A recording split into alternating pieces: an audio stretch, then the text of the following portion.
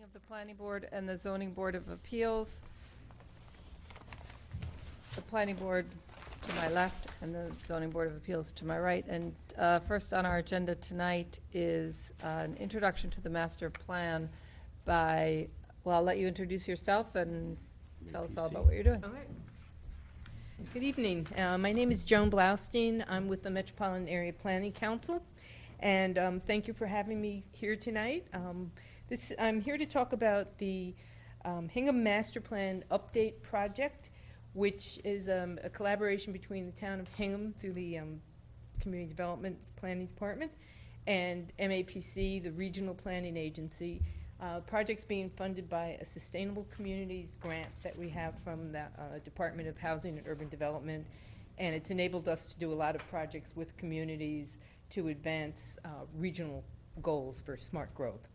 So I just wanted to call your attention. I handed out this survey because we're getting federal funds. They want to know, are we doing a good job of reaching, demographically who's in the community? So it's completely anonymous, but we appreciate if you could just fill that out and pass them down here or give them to Mary. That helps us a lot with our reporting requirements. So what I wanted to do is, the first step in this whole process is we're really looking at master plan goals. We're not doing the full master plan. Mary will be working on that. But we started with some demographic data to help us understand where Hingham is with housing and economic development and the population, and what do those trends mean for a master plan update. So I just wanted to talk about a little bit about the scope of work that we're working under. We basically have 7 tasks. Anybody who's been involved in planning for a while, these things look fairly familiar. The project started a while back when you had the earlier planner and then sort of got put on hold for a bit, and now we're starting back up. So some work is already done, or most of the work has already been done identifying who are the local and the regional stakeholders. And Mary's been doing a great job of outreach to pull those people in and talk with them either one-on-one or invite them to this type of meeting and the other planning board forums that we have planned. So that's been underway. That's all information gathering. We're really trying to get what are the key issues in town, and then figure out how those work into master plan goals. This is an update of the 2001 master plan. So we're really going to be starting to look at what were the goals there, and have they significantly changed or not, because it may just be that many of the goals are still valid, but we want to check in and make sure that that's the case. Then one of the interesting things that MAPC has been doing a lot of in these projects is to come up with various scenarios, sort of play what if. What if the town had X amount of new retail and office and X amount of new housing? What would that mean in terms of traffic, economic impacts, et cetera? And we use a program called Community Visualization, which we've used very successfully, and so we'll be running some scenarios for you, working with the planning board to come up with what those should look like, and then run some numbers so that you can begin to think about the future in terms of what impacts various changes in town might bring. Then we're also going to help sort of pull together a framework for what has to happen in the different sections, what needs more work, what maybe needs less work, and hopefully that will help Mary going forward with the actual update of the details. And then we're also going to look at how does the master plan goals, how do they stack up against some of the regional goals that MAPC has set for the future. We have a regional development plan called Metro Future. Implementing Metro Future is really the basis of all the work that we do. So we're going to try to help you understand where your local goals might fit or not fit with regional goals. And you'll see in the slides tonight that we look at everything pretty much through that lens. And sorry for being a little skew here, but tilt your head if necessary. So most of this isn't going to be any major news to you. So I'll try to go through this quickly so we have time for questions. But basically, between the census, you did grow.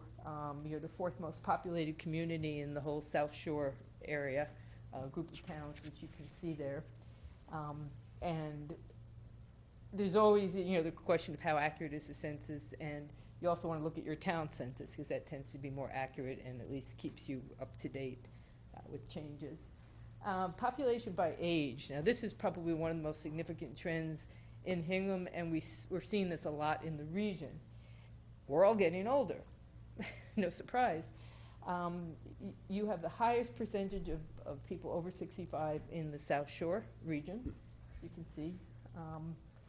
And it's increased between 2000 and 2010 by 55% compared to a statewide average. So clearly, this is a trend that's definitely needs to be paid attention to, which you did. You had the Age in Hingham report done, which was really well done and very interesting to me because it contains a lot of good sort of themes for me to think about going forward with other communities. Can I just ask a quick Sure. question? Is the population group over 65, are they the longest residing group in the town too? I don't know that we've broken it down that way. It's likely, because I think people tend to, stay put. And one of the big themes in that Age in Hingham is making it possible for people to remain in their homes and not have to leave Hingham. Making sure that there are housing opportunities that you can downsize, so you don't have way too more house than you need. So I think that we're finding, it's not older people moving in, it's probably people aging in place, and one of the challenges is how can they continue to do that. Average household size is a trend. It just keeps dropping a little bit at a time. People tending to, trends like divorce and people forming new households. So the size, the number of people, the 2.59 or whatever, that doesn't make any sense to us. It just keeps dropping across the board.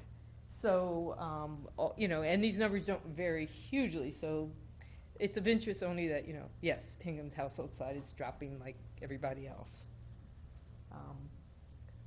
I don't think this is any surprise. Asians are a large, fast-growing group, particularly around the South Shore, certainly Quincy and Braintree area. And diversity, you've got, within the South Shore, you've got some communities that have more diversity than you might expect. And obviously the ones that are a little bit more, some of the communities that are a little bit more close in. And that's probably not likely to change. It's significantly. There'll be some increase probably, but not huge.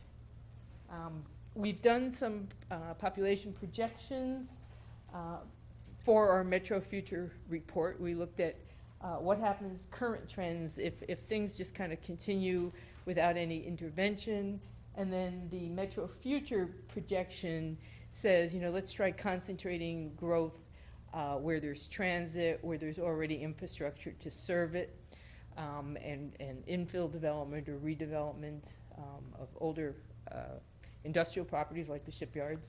So these are just sort of the trends.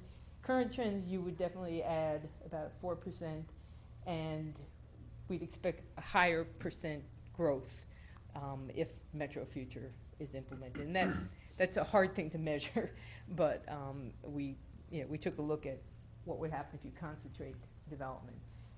Again, the Metro Future population looks at the age cohorts. Definitely will continue to age. That doesn't change because of Metro Future. And very small growth in the under 18 population, which is probably good news for those of you who deal with the schools. But it also very much changes the nature of what services you need to provide and how people get around town. Family households, there's all kinds of households in the census. They break it down quite a few different ways. But family households is, pretty much your mother, father, and 2 point whatever kids. But there's all variations on a theme. But with a good school system, it's usually the percentage of family households, intact family households, is higher. In more urban areas, you've got all kinds of different types of households. Can I ask just a brief question? To what extent are family households now a family and then one surviving parent? They're all over. I mean, you could do a much fine-grained, Right. breakdown of this, and we could certainly get that for you, because it can be very interesting. So we could provide that. I don't have the answer Well, I mean, tonight. but- given your trend of older population, I would seem that that would be an important factor to be looking at. Yeah, definitely. I think we should look at that, and also, as Gary alluded to earlier, of that growth in 65 plus, how much of it has gone into buildings that were built in the last 5 years? Because we have a significant CCRC that's, I don't know, it's a CCRC, it's Yeah, that's what it is, CCRC. in South Hingham that has a few Yeah, thousand it- residents. So it would be nice to carve that out and see Yeah. how much of I mean, that growth goes to that one Right. place. Linden Ponds hasn't built a new building in 5 years, right? They filed for bankruptcy, so there's been no activity there. They're talking about building one more, though, next Right. year. Okay. How many So- more do they have to build? When did they start Well, building? They have a third Well, area we that issued they the haven't permit, used. we issued the permit after the, SJC, probably in like 2002. So my Yeah. sense is all of that, a big part of that growth in the elder population occurred more than 5 years ago, and it was probably mostly, there's a big Linden Ponds bump in there. Right. Yeah. And that's maybe not likely to repeat itself, except, as Joe points out, if they're gonna do one more phase. So that's probably explains a big portion of the. I think that might have been covered in the Agent Well- Hingham report. I read that quickly to get Yeah. an overview, but we'll definitely look Yeah. into. One of the, those. I have a question too. Yeah, I think your previous slide, you indicated that the under 18 population, I'll call it the school-age population, is only supposed to grow by, it says grow to 1.6%, but probably grow by 1.6? I'd have to. Probably, Go yeah. back, So yeah. it's going to go up a little, Right. okay? But if, a slide before that said that if we kind of just maintain the status quo, we will grow as a town by 4%, but it'll be 15% population growth if we follow the Metro future forecast. So it sounds like whatever is going on in the Metro Future forecast is sending adults to Hingham, lots of adults to Hingham that we wouldn't otherwise have, which is just interesting. I don't know if there's a backstory behind that, but, you usually think, well, we'll have a lot more, the town will grow because we'll have a lot more families move in with kids, but that's actually not what you're suggesting. You're suggesting few kids and lots of additional residents, therefore they're Generally, adults. I'm not the expert in the population projections. We have a whole data department who does that. But generally what we do is we do solicit from the town, what are the developments that are on the books, pending, permitted, not yet constructed, and if there's, over 55 developments, we try to factor in the type of housing that you're seeing to figure out who, if Right. it's large homes with, many bedrooms, and what's the average household size, we factor all that in. We do have the MAPC website, mapc.org, and there is a lot of information about Metro Future if anybody's Okay. interested in that. And I did provide the board with a copy of the report she's Yep. referencing. Good. Again, yeah, you're well educated, I think everybody knows that, so we can skip over that. Income and employment, when you actually look at it, you might assume everybody, there's a fair uniformity of income, but do find that 1 in 5 makes less than 40,000. We'd have to dig a little bit more to give you some more detail on that. Half make more than 100,000. So even in the most prosperous communities, there is diversity, and that's probably a healthy thing. But sometimes it's a little surprising to see those numbers. Could that be retirees? That's right. Yeah, certainly Okay. could, because Yeah. fixed income Right. it tends to Right. drop. Yeah. Do you have any measure of assets, or it's just income? Just at this point, we just have income. Because we've done a lot of these slides for the whole region, it doesn't have quite the same detail. Mhm. Right. But we have a lot of data, so if there are really specific questions that you have, you can send them to Mary, and we'll try to get some more detail for you. 4.5% of households' incomes below the poverty rate, which is, again, similar to other South Shore communities.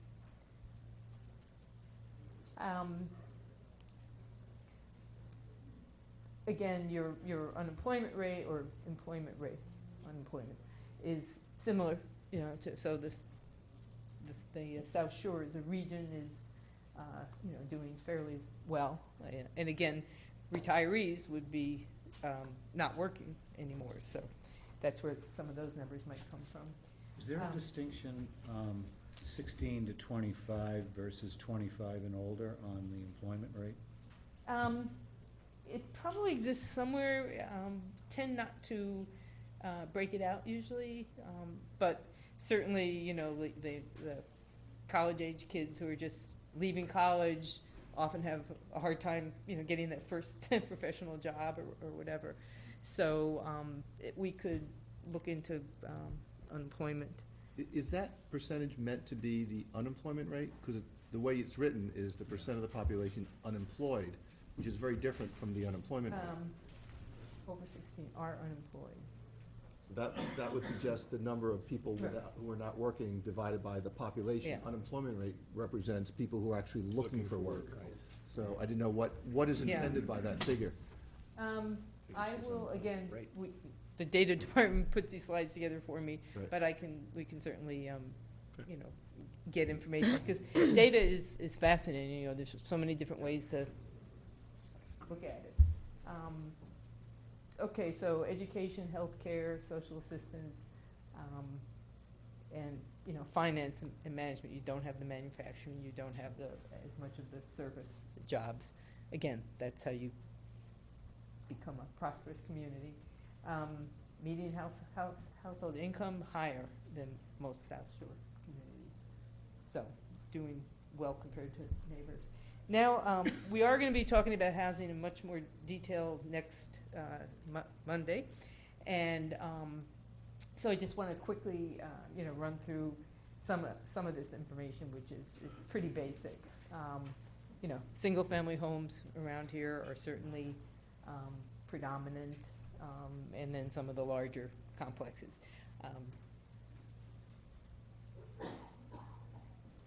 This is, again, something that we can talk about more on Monday when our housing planner, Jenny Raid, is here for the forum.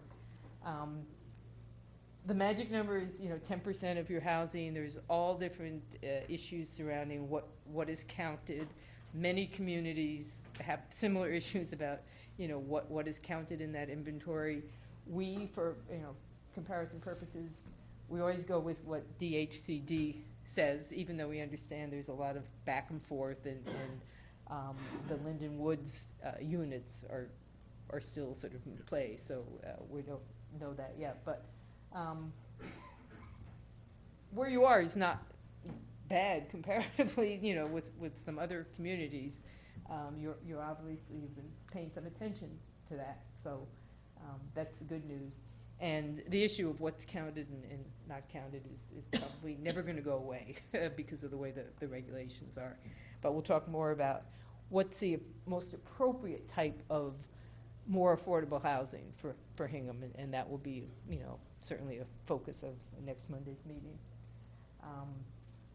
Owner-occupied is clearly predominant in Hingham.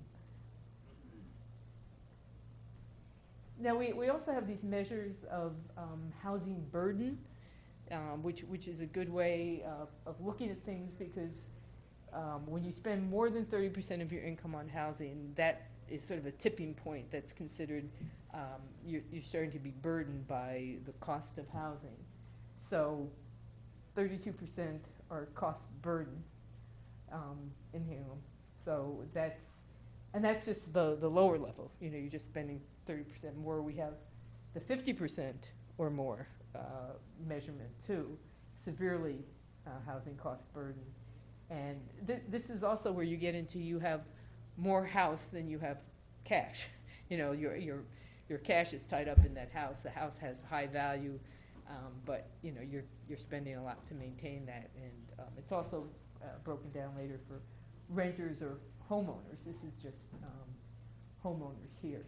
So that's something to look at, because sometimes you pay a very high price for living in a certain type of community, or you can pay a low price.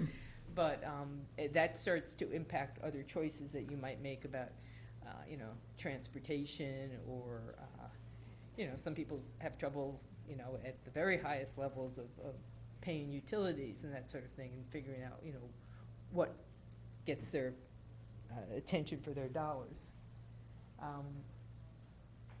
Renter is also tends to be a little higher of a burden, because you don't have much control over what your rent is.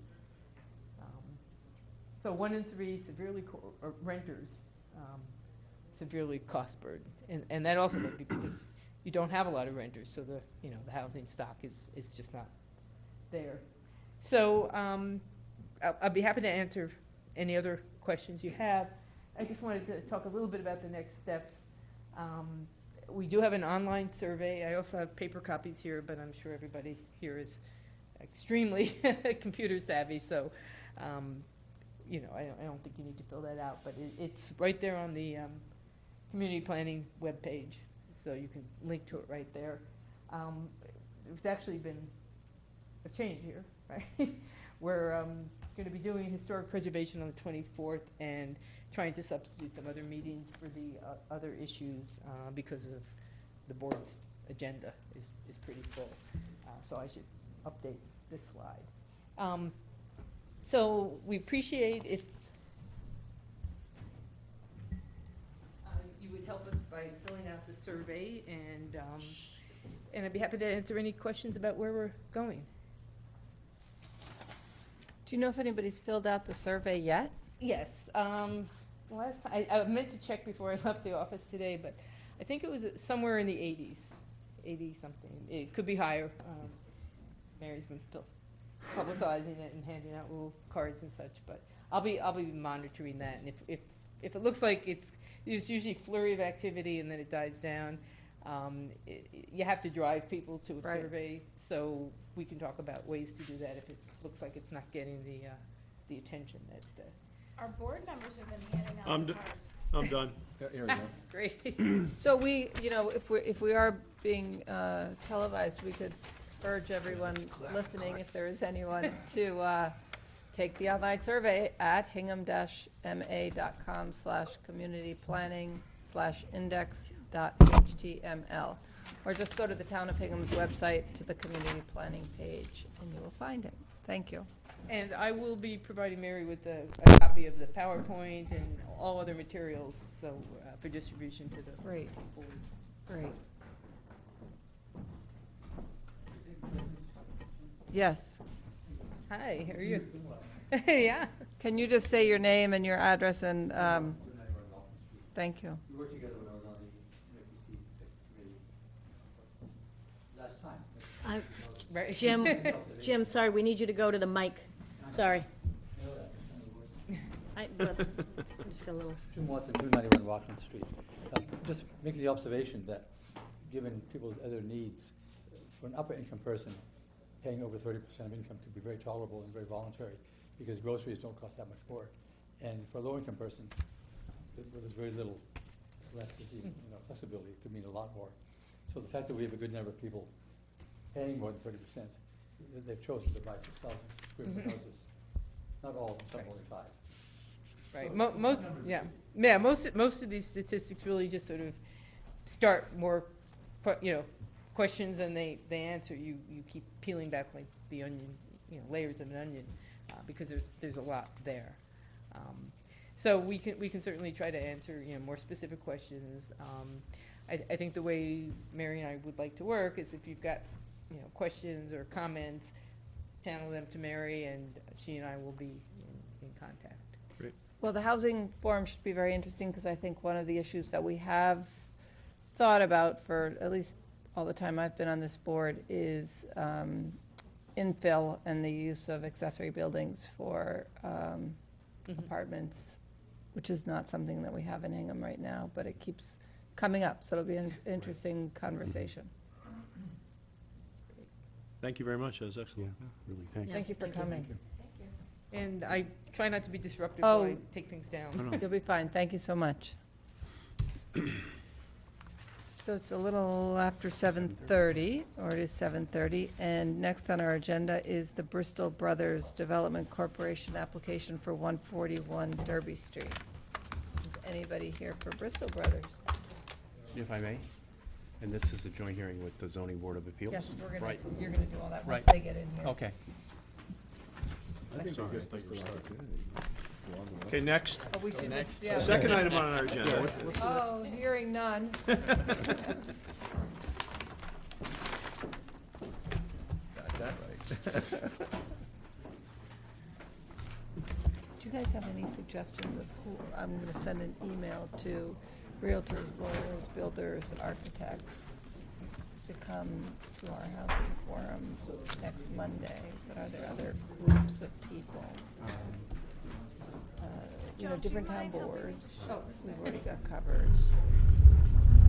But I know when we tried to have how, that sort of zoning changes that relate to housing, those are the groups that typically show up. Let me think about that, there's others. Or I'll send you each the email and you can. Yeah, we could forward it. Real estate attorneys. You could put them there, that would be good for the TV, right, with the easels there? Yes. Yeah,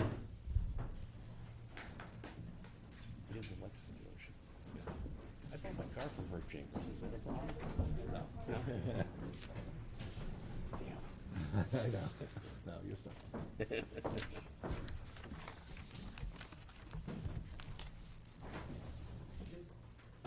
Fell off a roof, fell off a ladder. What is it with falling with these birds? It's true. Paul fell off a ladder, too. Oh, you did, didn't you? Yeah. Oh.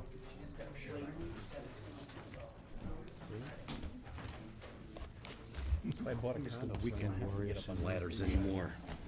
You guys might have quite a week there. Yeah, I bought a condo, I was still mowing the lawn this weekend. Really? The park, right Oh, yeah? around my, oh yeah, I actually bought a real mower, like an old fashioned, well, so I don't have to Oh, have one of gas. those, one of those yellow ones? Well, kind of, you know. Yeah, I know what you mean, yeah. Yeah, and I then didn't realize you don't cut grass more than 6 inches tall, so I had to go out and get a sickle and cut down all this. I'd work my butt off. Wish I Pair could of have seen. overalls to wear on the- What's next? I'd take some money out of the monthly condo fee this month if I was you.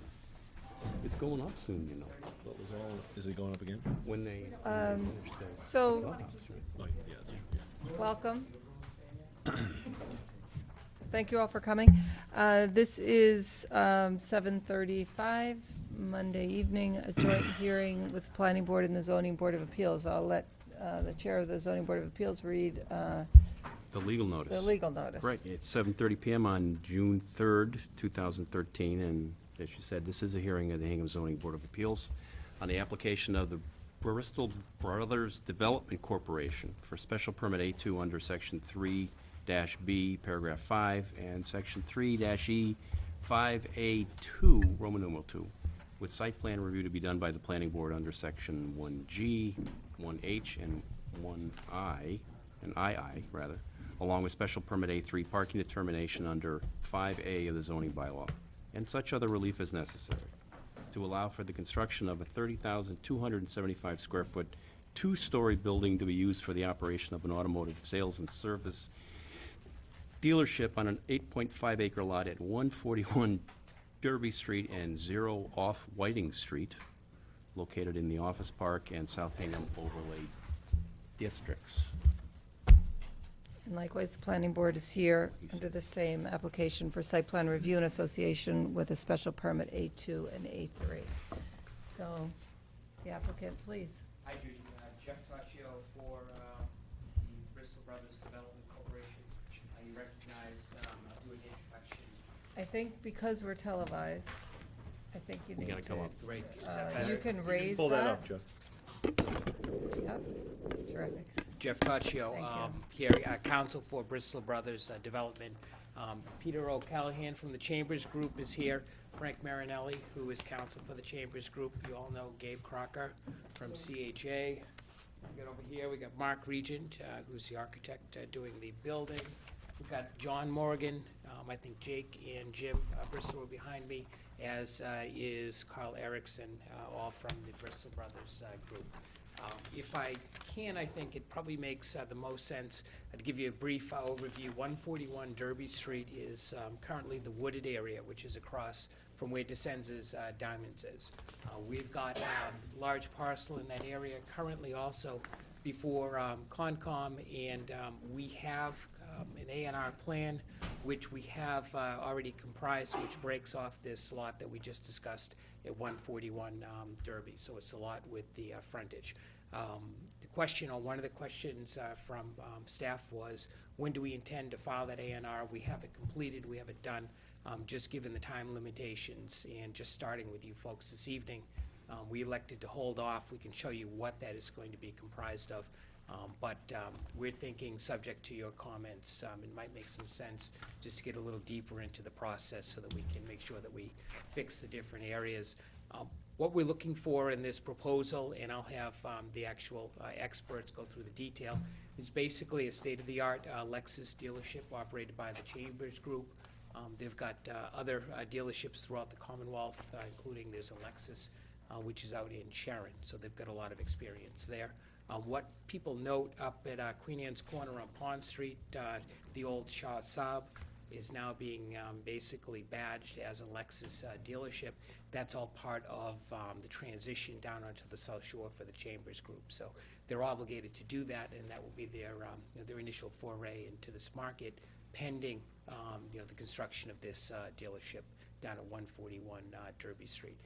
I think you folks know the Bristols. They've been before all of your boards in the past on various projects, so I won't go into any more history on them, but what I wanted to do was ask Frank Marinelli if he could go through and introduce who the Chambers Group is, something that I learned when we sat down, and it's important just in understanding how they're going to operate this. What we'll then do is ask Mark Regent if he can go through how this will actually operate. How does a dealership, how does it operate on a day-to-day basis? What are the amenities? And that's important in understanding the site layout and how that operates as well. And then after that, what I'm going to do is ask Gabe Crocker if he can go through some of the civil engineering elements. And I'm sure that we'll be continuing this evening, but that'll get us started. And with that, Frank, great, thanks. Thank you, Jeff. Good evening, Chairman Freeman and Chairperson Sneath. I'd like to just distribute some materials concerning Herb Chambers and the Herb Chambers companies. Right. Can we get one? Yeah, can we get one over there? Thanks. Thank you. Thanks. Thank you.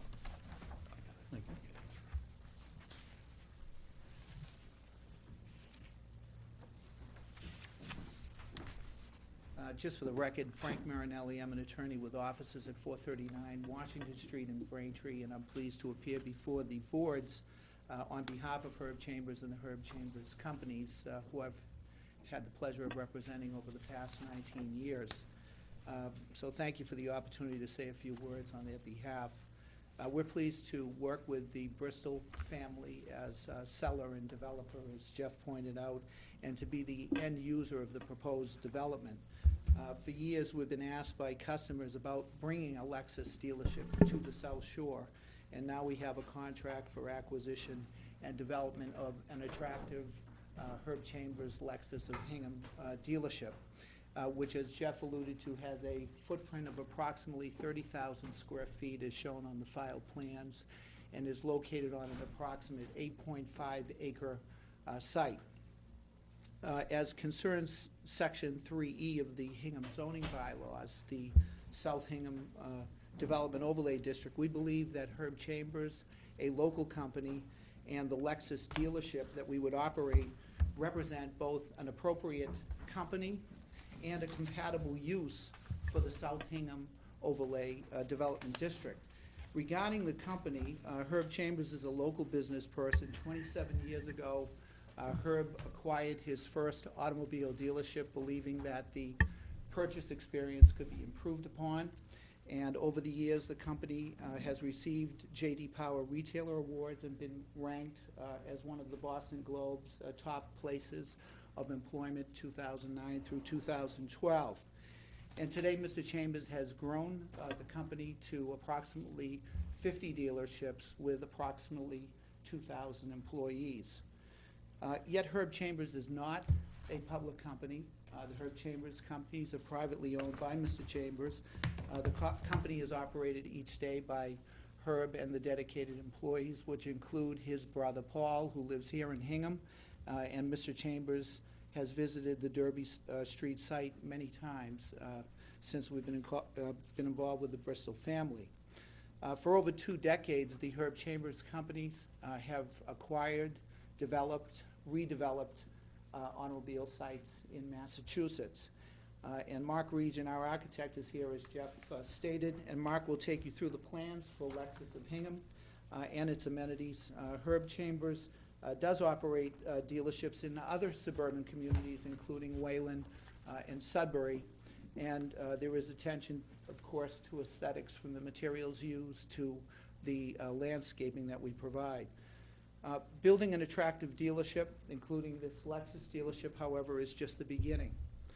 The Herb Chambers commitment continues with assiduous maintenance of the properties, the showrooms, the cleanliness of service areas, the customer reception areas, and exterior landscaping.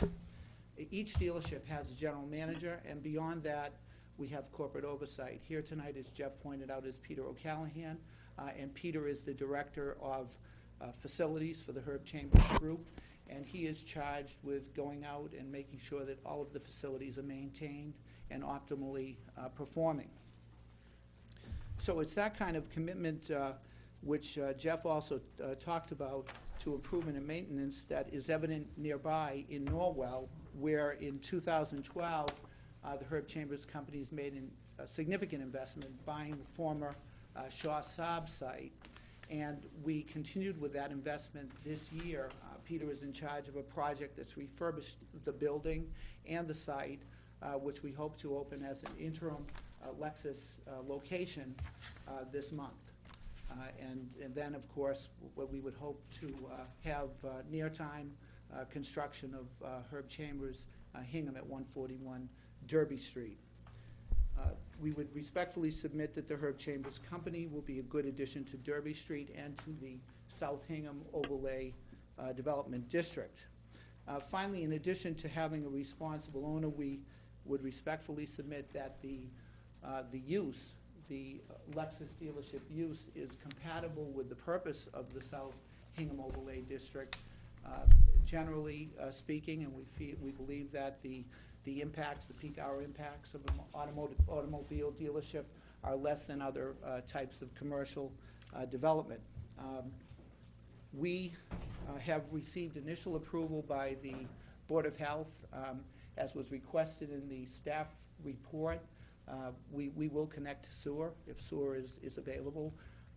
We do have the initial septic approval, but we certainly, as a company, would answer that question, yes, that we would connect to sewer, and we are excited about the prospect of owning and operating the Herb Chambers Lexus of Hingham at 141 Derby Street. So with that, I'll ask Mark Region to explain the layout and the operation. Good evening. I'm Mark Region, President of Region Associates Architects in Westboro. I have the great pleasure of being the architect for Herb Chambers for the last 16 years. Okay, if I speak over here? Sure. Here's our site plan. North is up. Derby Street is across the bottom here. And we have our 8.5 acre site there. And this is the building. We envision that nearly all the traffic would enter from this way, cut across the front. There would be customer parking for sales in the front of the building, and service customers actually would drive directly into the building.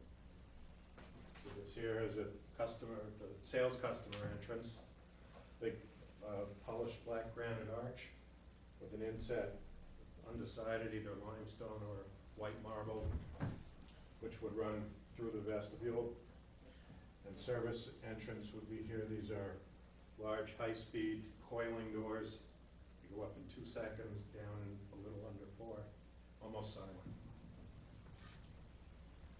We envision the rest of the building to be a pale bronze aluminum panels with matching sunshades as the building faces south. Need to make an attempt to limit the solar gain in the front of the building, and these sunshades will help that a great deal.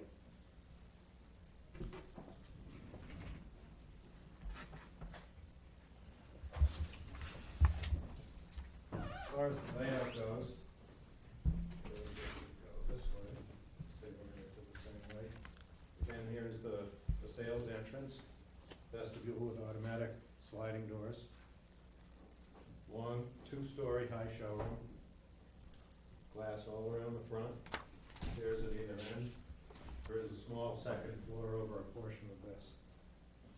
The offices along the back and sales stations. There'd be a delivery area where when you buy a car, you finish signing your papers, the salesman will get in the car with you, explain what all the buttons do, how to operate the inside of the car. They actually drive right out of the showroom. For service customers, they'll drive right in. There's room for 9 cars here. A valet or a technician will then hop in your car and either park it outside or bring it directly into the service department if there's an available service bay and technician. Customer would then come in and meet with any of 5 service advisors. Get their repair orders written up. If they're gonna leave, either with a loaner car or by getting picked up, they would just come right back out here and get picked up. If they are gonna stay, and from our experience at the Lexus store in Sharon, they're gonna stay. The customer amenities here are extremely impressive. This area here, you can see this X, is also a 2-story space, skylit, the entire way down. I like to call this the street, even though there's no driving on it. There's a greeter's desk here. Continuing down, there's a sit-down coffee bar. Coffee, tea, hot chocolate, iced coffee, soda, whatever you want, with a food case, will be prepackaged food, similar to like you would see at Starbucks or something like that. There's a TV lounge. There's a area here where you could sit down and plug in a laptop and get some work done. They're small little work arrows with a little bit of privacy. There's an area for kids to play, which will have its own TV and Disney videos and that kind of thing running, or video games. And that all ends down at a small boutique, retail parts. They sell mugs and jackets and hats and keychains and that kind of thing. And then there's the back of house area. Of course, there are restrooms, service director's office, and a station for the valets. And then this is all service. We have 17 service bays, plus 2 detail bays, and we have an automated car wash. This would not be open to the public, but every car that gets serviced here gets washed.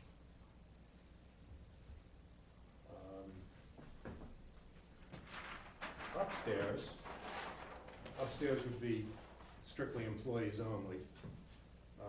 There are open stairs at both ends.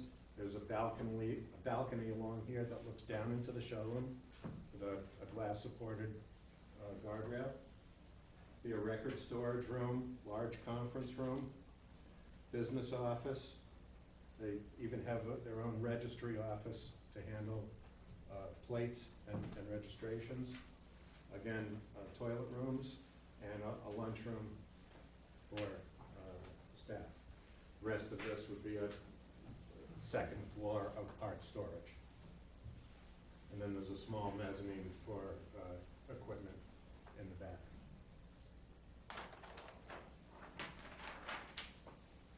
Anyone have any questions about the building? I have Do you one wanna- que- go ahead. Yeah, so Gary, I Lorraine? just had one question. On the loaner vehicles, would those be in the building, or would those be in the back area parking? You mentioned there were loaner vehicles too. Typically, the loaner vehicles are new Lexus Mhm. cars.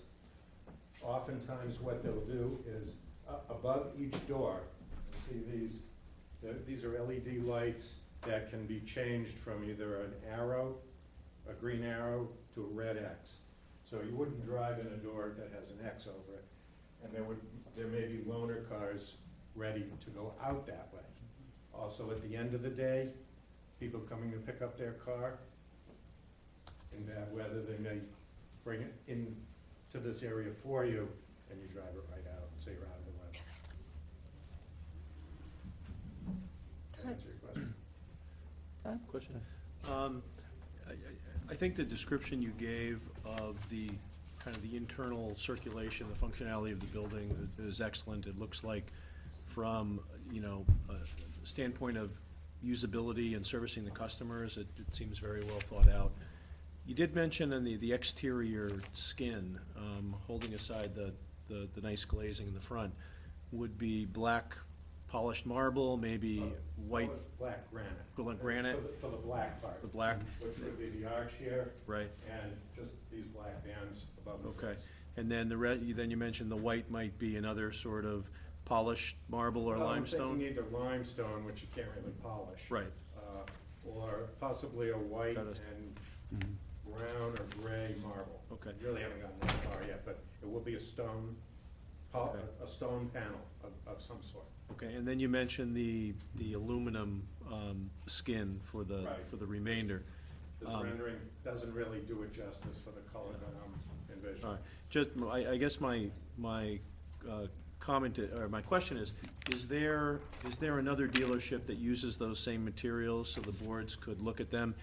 The impression I got is this is going to be very shiny, No, I don't, well, based on the polish of the set. So I'm just trying to get a sense of, you can take a look at the architecture that's around, this area, the Derby streets and everything, and just trying to, that's a little different look and materials than what I'm used to, but just wanted to get a sense, is there another dealership that you've designed that uses materials like that we could look at and maybe get a sense of, because it's south-facing, which means it's gonna get a lot of sun.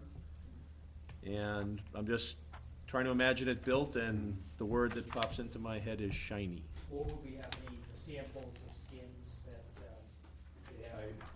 I can provide you with samples. The black granite would definitely be Yeah, polished. correct, glossy. yeah.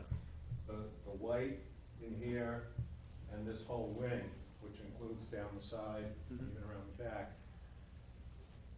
I'm thinking, if it's limestone, and that's what I'm leaning towards, that's not glossy at all. No, in fact, limestone is a more historic building material. Right. I'm trying to envision this dealership in a tasteful Hingham context, Right. from an architectural standpoint. Interior colors would be all earth tones, very muted. Yeah. We're selling cars, not, Let's work on some Right. exterior veneers, and Yeah. it could be Yeah. similar to what we did with the TD bank. Remember, we brought in some pieces and. Right. as far as this part goes, it's kind of a bronzy champagne color. It's not glossy. It is a matte finish. Most dealerships use these aluminum panels Right. on the front, and they're not glossy. Well, why is that? They just have a matte finish to them. Good. Yeah, usually they're brushed. We'll bring Okay, it. okay. I'll provide samples. I had another question. Relative to the setting of this building and this site, on the other south side of the street, we've worked a lot to maintain the wooded character of the existing, South Hingham gateway, the entrance gateway. And I know with the DeCenza jewelry building, we worked pretty hard to maintain that nice context. And I'm seeing from the rendering and I'm seeing from the plans that it seems that there are very, very few trees. This would be a marked change from that. And I'm wondering, is there a way that we could incorporate, or you could incorporate more of the natural kind of treescape? Not, clearly you need to see the frontage of the dealership, but is there a way to make it a little bit more in keeping with kind of the existing character of the entrance to the town? Yeah, Mark, this is just Mark's own rendering of the building. When Gabe gives presentation, Okay. he's got some of the renderings that show the screening and the things that you were asking. Okay. Yeah, that, we should have brought that up at front. This was done before, so imagine yourself in with the trees in back of you. Okay. Okay, does anybody here attending have any questions for the architect of this building? No? Okay. So, we'll. I just have a Sure. couple. The height of the building is 47, the bylaw allows for, is that, Oh, no, it's way less than that. okay. So what is the height of the building? I believe it's 32 feet to the Okay. top of this. Right, which is under the 35, and then the FAR is .11, and the as of right is .15, so it's lower than that. I just want to sort of express, my concerns about the building material and also the massing. I think the master plan, that I was, a member of the master plan committee years ago, and the gateways into Hingham is a significant concern for people maintaining that gateway. As Gary said, we worked very hard with the DeCenza over a period of a couple projects too, and I understand that there'll be a plan that shows us some of that vegetation there, but I think, to me, this is quite a big building for that gateway. And it's something that we have spent a lot of energy and time, I think, protecting and keeping in mind what the townspeople have asked for, and that is that the sort of entranceways to Hingham give us a sense of the character and the feel of the town. I'm not seeing that either in the architecture of this building or in the massing of it. So those are I tend to speak pretty directly, those are my initial concerns. And also, when I first came on the board 15 years ago, they were just coming off of a Marriott sort of proposal going into this site. And we walked the site, and I remember being quite hilly, high. Or so is there quite a lot of, maybe that is going to be dealt with by someone else, but the, sort of what's coming down in order for this site to be flat, and how does that affect, again, our gateway? So I think, the materials, it would be nice to know. I hear what Todd and share his concerns about the shininess of it. But also, when we think about Hingham, we think about, in different projects, we have sort of varied from that, but we think about a fairly sedate architecture, and we're a colonial town. And our gateway wants to represent that. So I'm concerned about that initially. Understood. Yes. I believe I actually have samples in my car. Don't go yet. Jim Watson, 291 Rockland Street. I agree with your point, but I'm wondering, can you say something about the drainage? Are you going to use low-impact design with a maximum recharge, or? Jim, that's going to come in the next presentation. This is just about I have a different expert for that. the building. Thank you, though, for your question. Does anybody have any questions about this building? No. Thank you very much. Thank you very much. Yeah, thanks. Good evening, Gabe Crocker with CHA, formerly Fuller and Colatello. One of these times I'm going to stop saying that, it's getting too long. But I'm a civil engineer of record. Also with me tonight is John Morgan, who performed the traffic analysis, and Dave Thompson, our landscape architect. So I'll take you through the general site aspects, and I'll hit the highlights on landscaping and traffic, and then if you want to go into more detail on those, we've got the experts to be able to address your questions. So Mark actually stole my thunder on the beginning of my presentation, but I'll go back one page, take a step back. So the application before you includes in that, and we spoke to the A&R, we will file an A&R. I do have the plan prepared and ready to file, but because of the timing on when you have to act on that, we held off on filing it prior to this first hearing. The application includes the creation of 2 lots. Lot 1 for the dealership, which is 8.5 acres, and then lot 2, which is about 18.5 acres. They both derive lot 1 derives its frontage from Derby, lot 2 from Old Derby. From an access and circulation standpoint, as part of that, we've designed a shared drive, 30-foot wide shared drive that would, and this is a full access intersection here to access both the dealership as well as a future lot 2. There isn't a development before you for lot 2. We don't have a user of it. But as we get into the earthwork side of it, this site is a large mound of ledge, and we felt it was best to process. We're going to do the rock processing operation, that we go ahead and do that all at one time to get the mass of the rock dealt with, get it leveled. It would set the stage for a future development in which we'd have to come back before you for at the time. So 2 points of access, as Mark said. This would be a right in, right out off of Derby Street. That'll require a Mass DOT access permit, full access in and out of the property here. And I'll hit the general stuff about the site, and then I've got more I can go into in depth for traffic related, if that works for you. So internal circulation, we designed the site, all of the drive aisles all the way around the building are a minimum of 30 feet wide.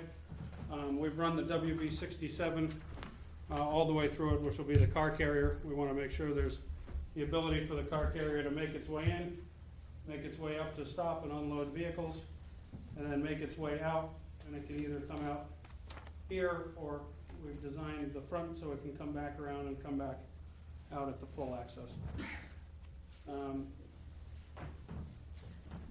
For parking, in the bylaw and the regulations, there isn't a specific parking calculation for auto dealerships. So we took Mark's plans and we broke them down into the smaller uses, the office space, the retail showroom areas, the service space, things that we could relate to the code to get a composite calculation. That calculation shows we need a minimum of 129 spaces. There's 140 shown for customer and employee. The market touched on them, but the customer spaces are here, and the customer and employee here and over here. There's also a total of 176 inventory / display spaces. There's 36 along the front of the property. There's 40 in a double row here and 90 back here. So this is mainly where the vehicle storage occurs. Those spaces, obviously, for the 140 customer employee, fully comply with the 9x20 requirements. For the double row and the triple row, we took those down to 18-foot spaces. The Chambers Group wasn't comfortable going narrower than 9 feet. They're brand new cars. They want to be able to open the door without putting dings in the new cars, but end to end, it'll be the same guys parking the cars all the time. They're pretty amazing about how they get those cars parked bumper to bumper. So we did shorten those up from the 20, since we have the required provided elsewhere. There's 4 display pads proposed. There's 2 out front, 1 in either corner. Those are behind the landscape screening area. There's also 2, 1 on either side in the concrete areas on either end of the building itself. For trash, we've included a dumpster location right there.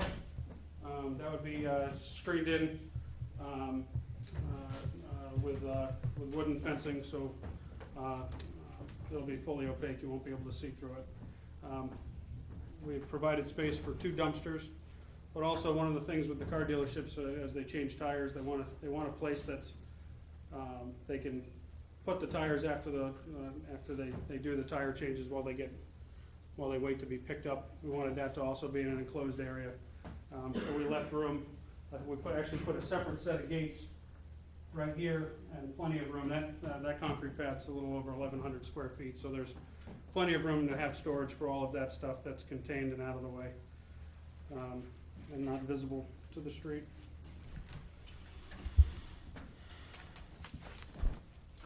I'll go to lighting in a second. Pagers, some auto dealerships utilize an outdoor paging system. Herb Chambers does not propose to use one here. There will not be an outdoor paging system. Gates, Chambers Group also does not propose to gate it. A lot of times you see these dealerships have the big gates across the front. In speaking with Jim Zaros of Chambers on Friday, they're firm believers that the site is actually more secure without the gates. Doesn't give somebody time to, they can see the law coming because they've got to open a gate to get through. They've got time to get away. It's they were talking about how they like the fact that it's open, and police and emergency don't have to get through gates to get in there, so the site would be open. Site lighting, they're proposing LED fixtures on 24-foot poles.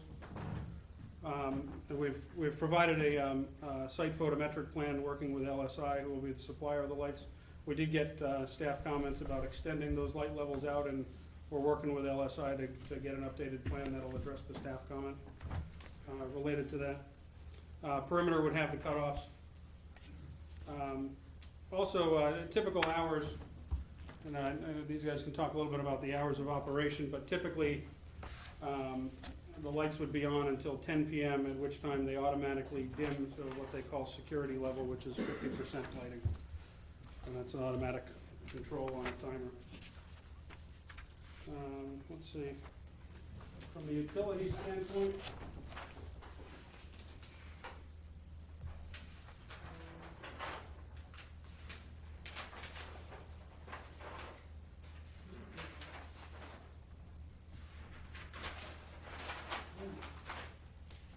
we got plenty of plans.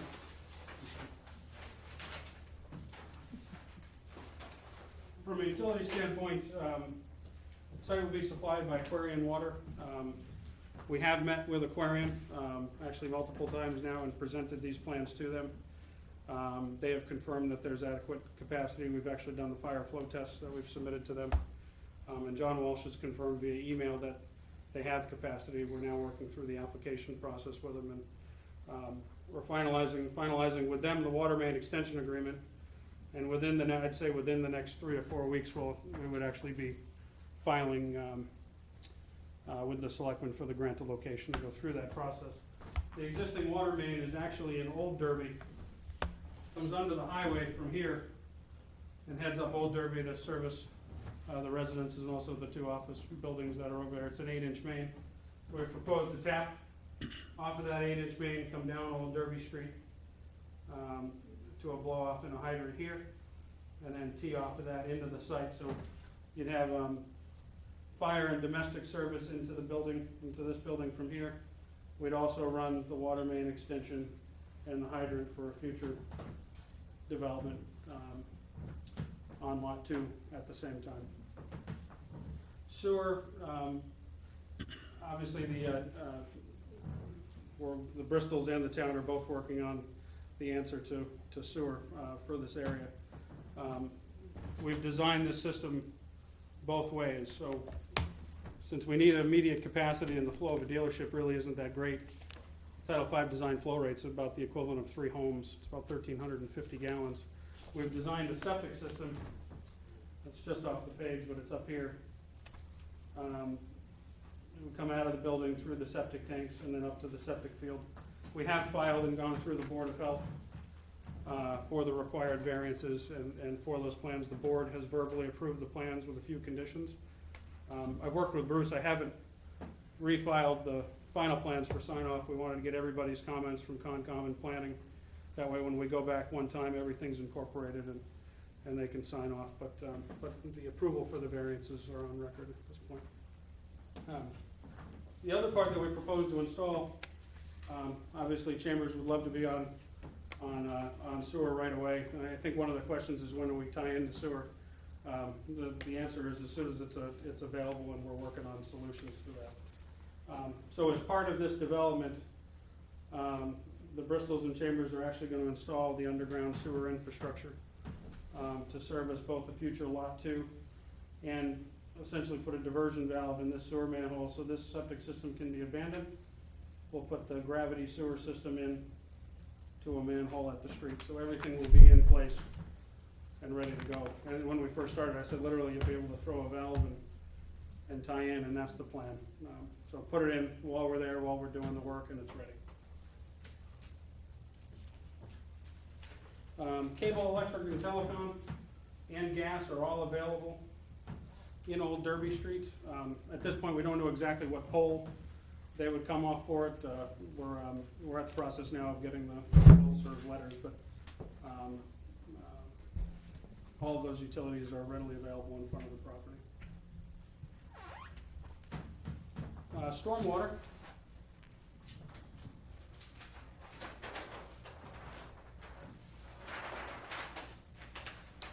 Guess I'll touch on grading quick, because that was one of your questions. The building, let's say the road is up around elevation 143, right in this area, and it's actually starts to head downhill a little bit as you head this way before it comes back up to the ramps. The parking lot is at about elevation at its highest at the center by the building is at 146. It's all the way down at 141 here, so it kind of follows the grade of the road down, but the parking is set up a few feet from the street, and then the building's up a little bit from there. So from a massing standpoint, you're talking about 4.5 feet from road grade to the building pad. And so currently, there is a mound in the middle of that property. It's a large ledge outcrop. So the plan is to process that ledge, creates the fill to go out to the sides. So we'll be creating a level pad, bringing the top down, and pushing out, filling the sides. So that's the plan for it. Right now, it's a fairly So what will it look like feet. behind? So when you get back into this area, there's actually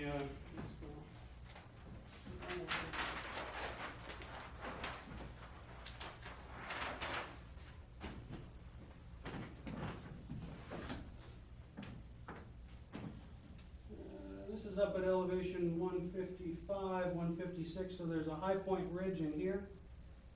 Another novel ledge over here, that's another high point. So this is coming down to elevation 151. So that elevation is actually coming down 4 to 5 feet in the middle. And then you're at 150 here, so there's fill along the outskirt essentially, and then coming back down the grade.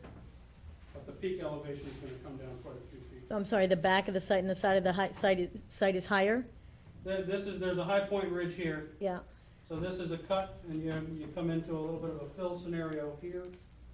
146, you're fairly close to grade here, but a little bit of fill coming down through here. Here you're pretty. This is all a pretty steep grade coming back down here, so you're more or less at grade along that edge as well. And essentially, you got the rock outcrop. We're bringing the top of it down more or less. From a stormwater perspective, obviously, working with conservation, I know John has submitted as part of his letter. We'll be working with John. We've got an extensive letter that we've received from him. We've gone through it initially. We've had an initial discussion, and we're going to be putting together some thoughts on how best to address them, and then set up a meeting, likely for the end of this week or early next week, to go through them and address them. So it's my hope that we can have that conversation on the details of it, and then come back to you with solutions. But overall, I can go through the general concept of it. There's primarily three underground drainage systems. So we have the parking lot going to the typical deep sump, footed catch basins through proprietary water quality units to meet your total suspended solids, and then into underground systems, and then ultimately out to discharge points, one toward the wetland system over here, one to the wetland system and the wetland replication program over here.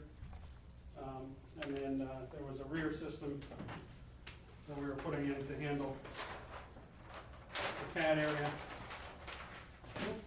that would have its own, sorry Mark. And there'd be another basin here with an outfall in that direction. Obviously, we need to comply with DEP stormwater requirements, and we fully plan to address John's comments.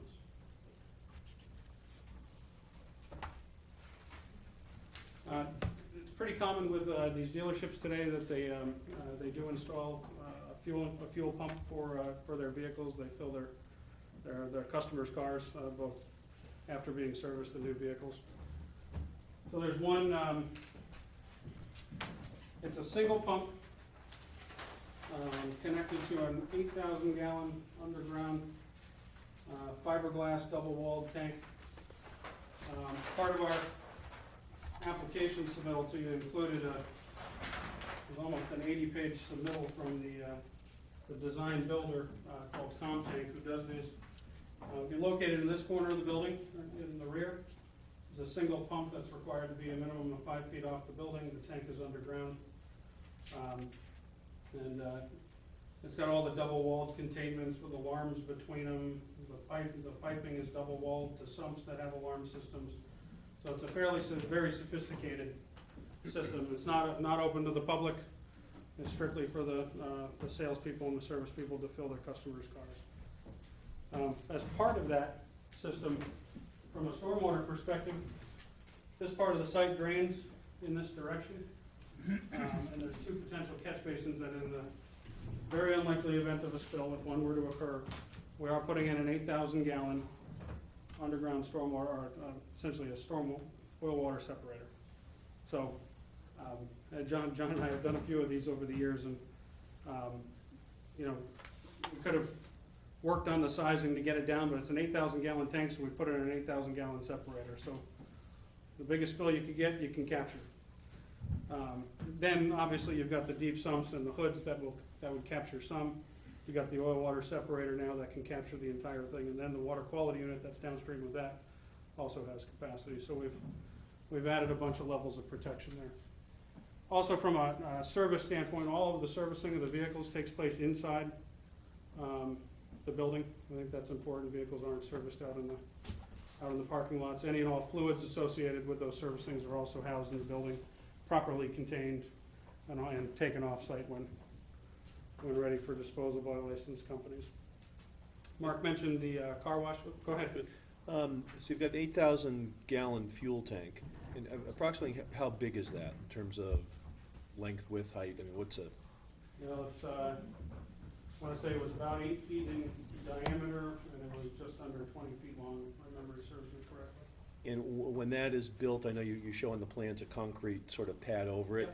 Is it basically built in a big concrete box, or is it backfilled around it? It was. Does it sit on a concrete pad and have concrete walls to work? Yeah, it does. It can actually have hold-down straps and with a gravel base around it, a stone. Well, what's a hold-down strap? It's a strap that would go over the top of the tank, so buoyancy wouldn't want to come out of the ground, even though it has a concrete cap over it. Right. They put a hold-down strap on. We're currently doing one in Somerville now without Mercedes dealership, replacing one we have. So those straps are for, if the groundwater gets a little Yeah, high, so the tank it'll doesn't float. wanna It'll out float, of the right, ground. right. Okay. And you can get in there and is it serviceable or that sort of thing? I know it's you mentioned double walled with alarms, but is this the sort of thing where, given that it's only 20 feet long and 8 feet wide, you could actually get in there and? It has a monitoring system, so if it does have a leak, it notifies you. But there are manholes where you can service the controls and things of that nature under one part of the pad. And it has a dispensing system that tells you how the fuel's dispensed. It's a security system basically set up like that. I had a question on other fluids. Used oil and grease and other things from the service, are those contained in a holding tank below grade in the building, or are they all above grade in the shop? They're above grade in the shop, again, a double wall fiberglass tank or a steel tank like this. And when they get to a level, we have a company that comes in and pumps them out. And when the oil's discharged in the buckets in the shop with the text, it goes over to a tool area, which when they pump that out, they don't pour it out, it gets pumped out into the tank. And then in addition, if a car were to come in, particularly with snow melt in the winter, things of that nature, there's a floor drain system in the service area that is also tied to a 6,000 gallon tight tank that's alarmed, and that'll be pumped regularly through their service. So we, in addition to all of that, if there was something inadvertent or a little bit gets on the ground, snow melt gets it to a drain, or even rainwater, but from tires coming in, there's another containment system specifically for that. Is there any plan to do any body work or painting in this facility? No. No. Not all our dealerships have, we actually have independent body shops, so we do that work. Collision centers. Collision centers. I have a question about the Zone 2 that's apparently on the site. Can you indicate on the larger site plan where that might be and the implications for location of the underground fuel storage tank and stormwater, and particularly the capturing the first inch rather than the first half-inch runoff? So the Zone 2, that's the limit of it right there. So this side is in, this side is out. The proposed location of the fueling pump and tank is within it. Okay. We've provided a significant amount of backup from the stormwater system to address that with the oil water separator and the water quality units that we're proposing in that location to prevent spills. We also provided deep sump hoods, water quality units for the underground systems prior to discharge. And again, do we capture the first inch of runoff then, or are we sticking with the standard first half-inch of runoff? I believe the current design is a half-inch. Because if it's a critical area, I may be wrong, but if it's a critical area, This is I not thought. identified as an ACEC. No, I mean a critical area under the stormwater standards. Okay. A Zone 2 is such an area. We'll, I think that's an issue that John's probably yeah, gonna be. we'll address that as part of that. That's absolutely. Landscaping. We go on to that. Okay, any questions so far? One question on stormwater. Is there any possibility to collect roof water for the non-potable car wash? Source of water for the car wash? I'm just thinking it would alleviate the demand on the potable water feed. I don't know if you've ever considered something like that, but.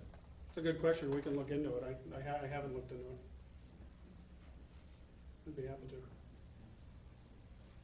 And Gary, what would that do? That would collect in a tank, they'd then pump from the tank?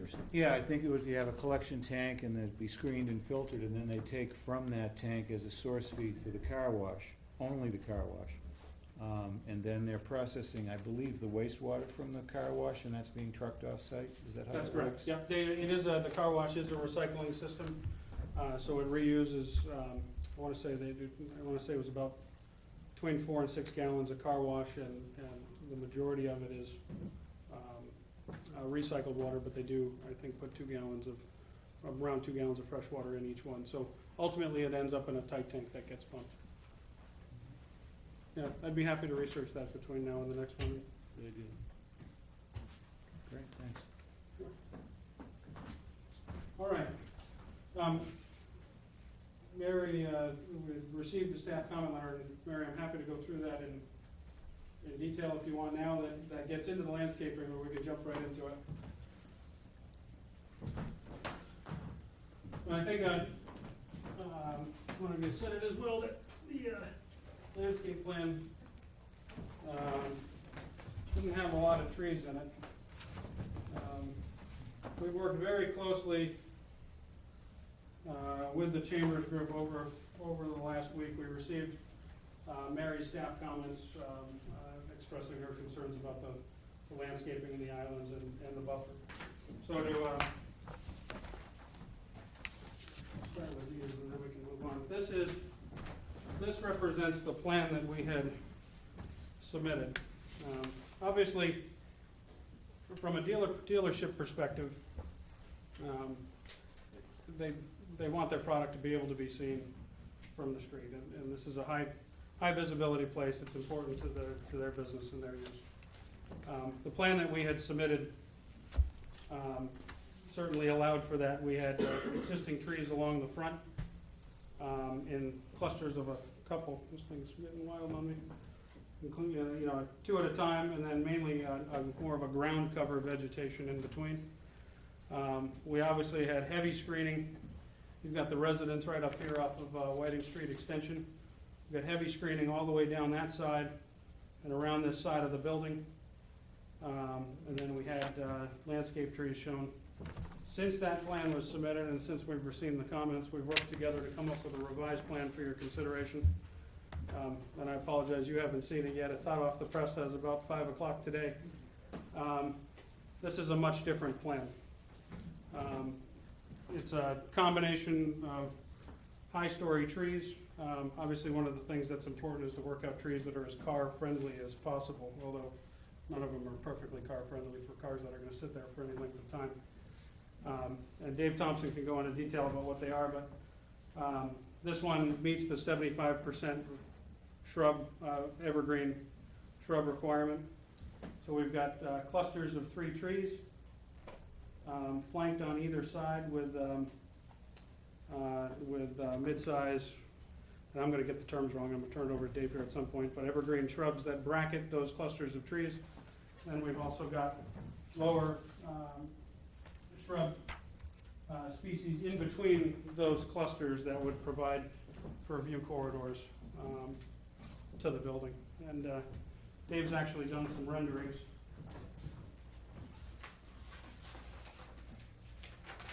So that's actually a couple other things about that plan. You'll also notice plantings are heavier here, also heavier along the rear, and also a lot heavier in the landscape islands that existed.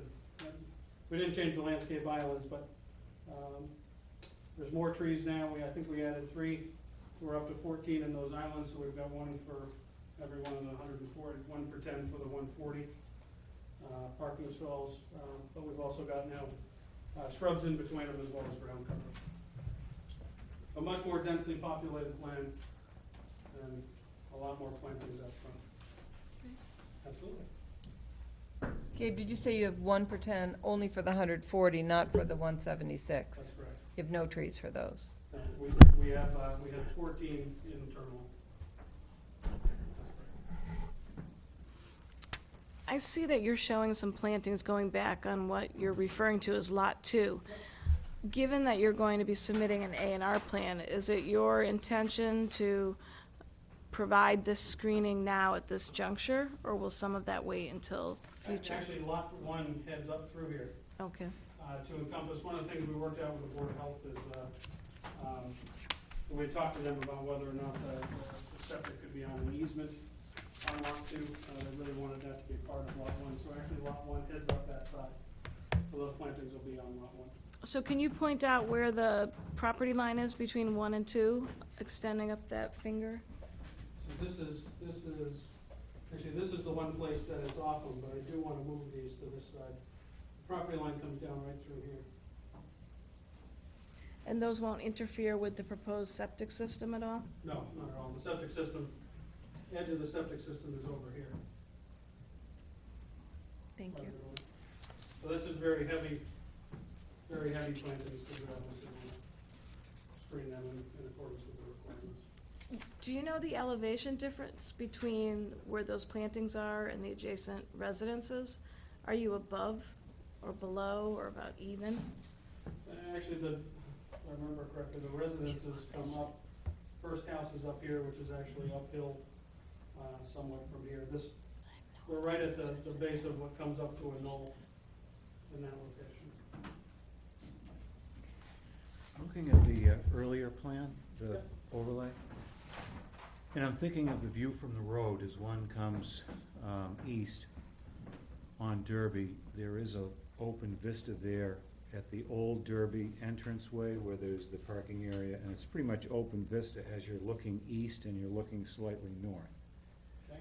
And I'm thinking that, I like the aspect of providing more screening in the parking area, and and the reason for that is, I'm thinking that the first thing you're gonna see as you come around that slight radius, tangential to the property, is the service bays.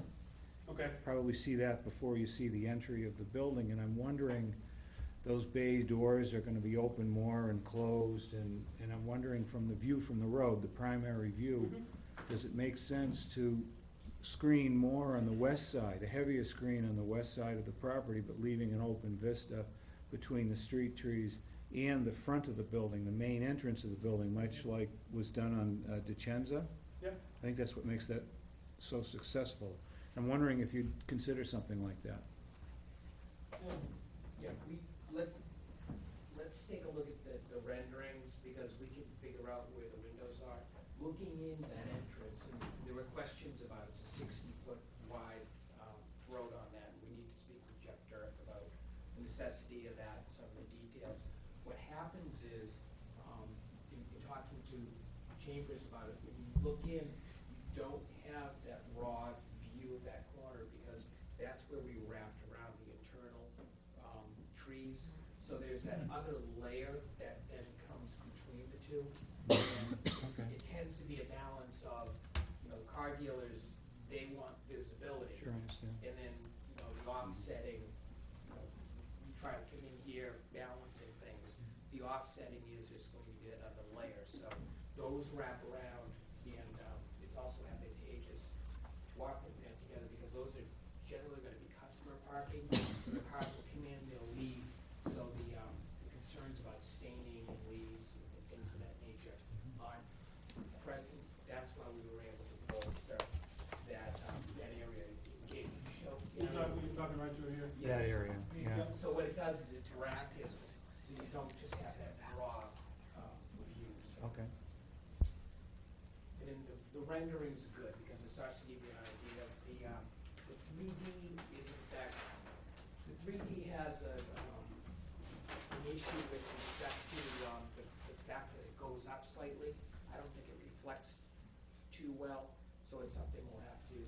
So when you we'll have say to goes up, adjust for. the building's on a knoll essentially from the road? It's up. Yeah, it's up a few feet. It's up a few feet. It's set back 100. 6 feet now. 6 feet. Yeah, 6 and feet it's up, set back, 20 feet. well, it's 100. So this Like looks 20 like building. everything. Oh, the building. The parking area is 20 feet from the road. No, this right now looks Well, like. from the edge of the street, it'll actually be almost 35, because you've got additional, almost 15 feet of state highway layout before the 20-foot. So there's about a 35-foot span there. But one has to keep in mind that state highway layout may change, so, Right. we can't take that into account in terms of your frontage. This may be a good time, Dave, for you to talk about the plantings in better detail than I have. You did a pretty good job. It's pretty simplistic. It's obviously not a garden planting. It's something you're gonna be seeing at best probably out of the corner of your eye, or turning your head quickly as you pass by, so it's really all intended to be massing. We have the deciduous trees there with the high canopies, so they don't block the view of the building. And then we've created groupings of, I'm thinking of Andromeda or mountain laurel, maybe some small varieties of those that will be clumped together at the base of the trees, and then fill in the open space in between those clumpings would be some sort of a ground cover, maybe knee-high, maybe a ground cover type of juniper, something along those lines, but to keep it very simple and not distract people with the kind of planting that's going on there. And that would give you a number of, as you pass by the site, give you a number of openings where you could look in and see the interior, be able to identify the site and recognize it, see where the cars are and something.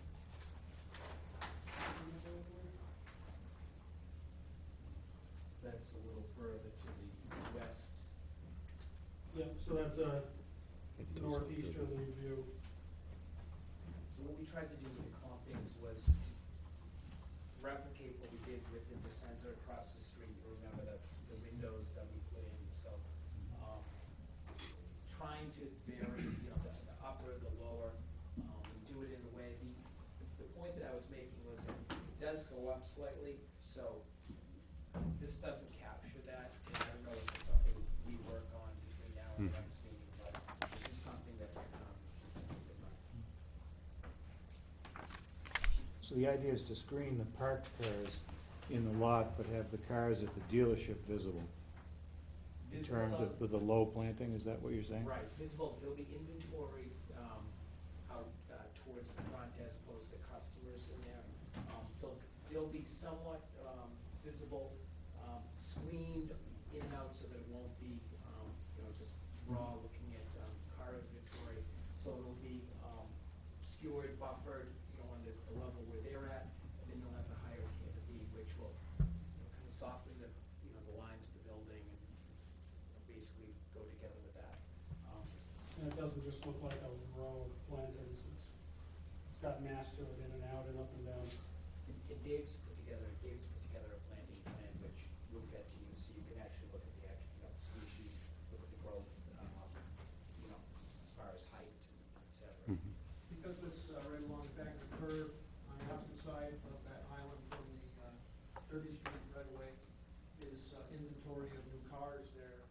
We were basically proposing something along the lines of like honey locust or Sephora trees, Pinot trees, something with small paved compound type leaves. When the leaves fall off, they just disappear.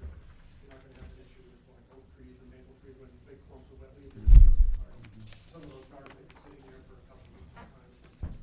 So that was our intent to avoid that situation. Is there any possibility where the inventory cars are, and not necessarily the public driveway per se, is there any way to change the paving so that it isn't asphaltic?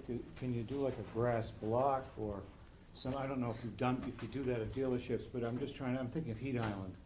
And is there a way to reduce the black pavement, the heat absorbing pavement in such a way that it's nice for the cars, but it's more of an area, the inventory area, the cars aren't gonna be moved as much? I'm just thinking, would it be a better environment?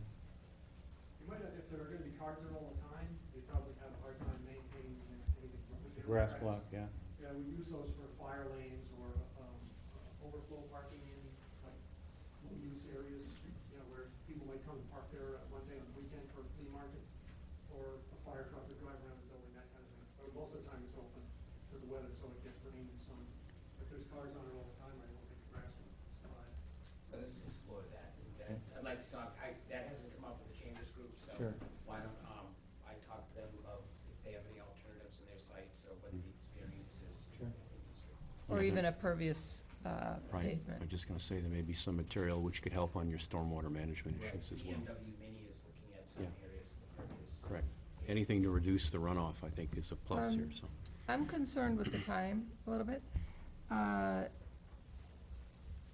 have a big issue that I'd love to talk to you guys about, which is the access to the site and the intended kind of office park roadway on the larger site, and why the development, this particular development, these two lots wouldn't come in and out of that roadway rather than on and off of Derby Street in two different locations. And I haven't heard Jeff Dirk's presentation yet, so I don't think tonight is the night to talk about that really, because we've kind of run out of time, and so I think it would be best if we talk about that with Jeff here. But that's a big question that I have as far as kind of the functionality of this, and I could see if it was a visibility issue, but I see that your landscaping allows for plenty of visibility, so, I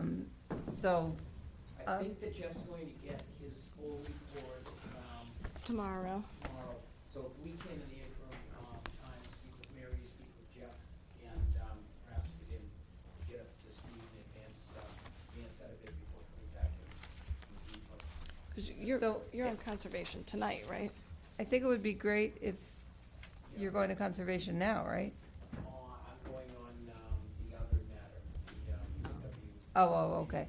So what I would like to do with the next 10 minutes or less, is just surface big questions that other members of these two boards have, and then talk about when we can get together again, if that seems appropriate to you. Sure. First one that jumps to my mind is signage. I guess we don't have anything in front of us for signs. We'll need that for our A2. Yep. So, I thought I saw in the plans it said illuminated sign. Is that just? We show some pylon just as far as as part of the landscaping. What we're planning on doing is coming in on the separate zoning approval for the signs, similar to the Bone and Muscle Center. Once we lock it down, we just thought that was perhaps a more efficient way of addressing those details. Where are you with Concom? I wasn't clear. Right now, we're waiting, I think that, if I recall, we received the comments a little late for us to be able to make substantive changes. We were on for this evening, and I continued it for 2 weeks, so we can catch up on that. When would you expect to close with Concom? I do not know. Any action of this board is going to be dependent on you having approval. Yes, the drainage issues and the Concom issues are very tightly connected. Right. And Right. it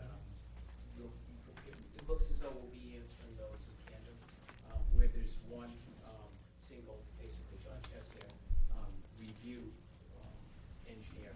for both boards. It's Yep. efficient for us, but it Right. also means that the two will be locked together. Right. substantially. Is it your expectation that you'll be changing plans in response to Concom requirements that will then require us to look at the next iteration? I don't believe so. If there are changed plans from their perspective, it would change for you, Right. just Okay. as a matter of course. And getting back to signage, which Joe mentioned, I'm a little concerned about separating that out, because part of what I think you're looking to accomplish is visibility. And to the extent that we address visibility now, it will be related to the signage issues. So from my perspective, it would be helpful if we had that signage plan Yeah. as part of these proceedings. All right. I think I'd have to agree. Yeah, I agree. Jeff, yeah. Okay, then what we'll do is we'll be adding that, we'll be adding that. Okay, great. And I just had one number I wanted to ask. What is the height of the building above the road, if I'm driving on Derby Street? How high is that? It varies depending on where you're on the road, it's 4 to 6 feet. Above the 32 feet. Right, so in other words, Oh, I'm what is? No, sorry, the I ri- thought you said so- above the street. Correct, so what's the the, height of the- what is the height? You've of got, the- you've got the, The building height is 32, so you're gonna be, it would be 36 to 38 Okay, and how does that compare to what's across the street? at the center. Yeah, either just, or I'm thinking Best Chevrolet, just what's the contrast as we're driving down the road? I can get the number. Okay, that'd be helpful. the census lower. It is. Yeah, quite Yeah, a bit. I think it's much lower. Yeah. Yeah. Yeah. Although Yeah. Best Chevrolet may not be. Yep. Yeah. But Best Chevrolet took the, They, yeah, fires off. right. Right. I appreciate your, Jeff, the way you described it, this balance between visibility and sort of, softening the entrance, this being a gateway, and I'm wondering, and that this may not work, but I'd just like you to give me a reaction to it. How wide are the service doors? I mean, just, They're about 10. they're about They're about usually 10 by 10. 10 by 10? And it looks like there's like, what, a foot or so in between them, 18 inches? Yeah, it's a couple feet. In order to frame those high-speed doors, I need room on the jambs to get the frame, steel frame. Right. to hold. Is there any, you've got that service, I would say that service area is probably the least attractive architecturally? Not really, it's No? tiled on the inside, finished.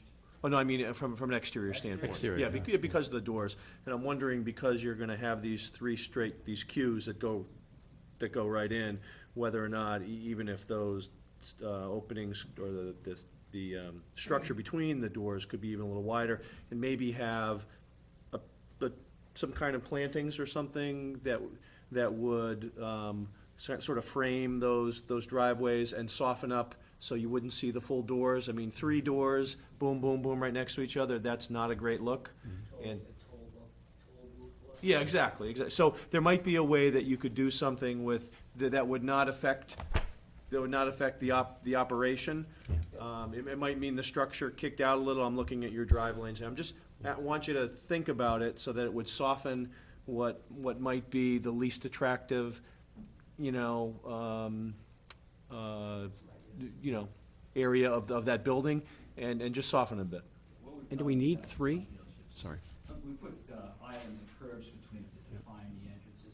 What you have to watch for is traffic, or whatever you put there has a potential to be hit with the cars, basically. So even if it was like a plant, okay, all right, if you're just, we can look at it because the building, the building otherwise, I think the interior layout looks very functional. And we just wanna, look, not all of us are gonna buy Lexuses. We're gonna drive by it a lot. When we drive by, we want it to look as good as possible, right? That's right. I was gonna ask you if we need three, because I know I'm familiar with, the Ford. I asked Frank that earlier. Herb Chambers Ford. They The same thing. operate these, Yeah. they do, and they're very successful. Yeah. I think, I don't know Coastal if it's Nissan's best got to go one. outdoor, but over there, the plan is Yeah. to capture as much as they can. Yeah. Over there, get it in there, get it in control, get the people out of the cars. Right. And get them into a service person so they're Sure. not wandering around. This interior, I think, is an improvement on that, particularly in bad weather. Yeah. Yeah. And I think the balance of interest is to get people in, get them secure. Well, I know the Ford in Braintree, Herb Chambers Ford in Braintree, where I bought my car, has a single door.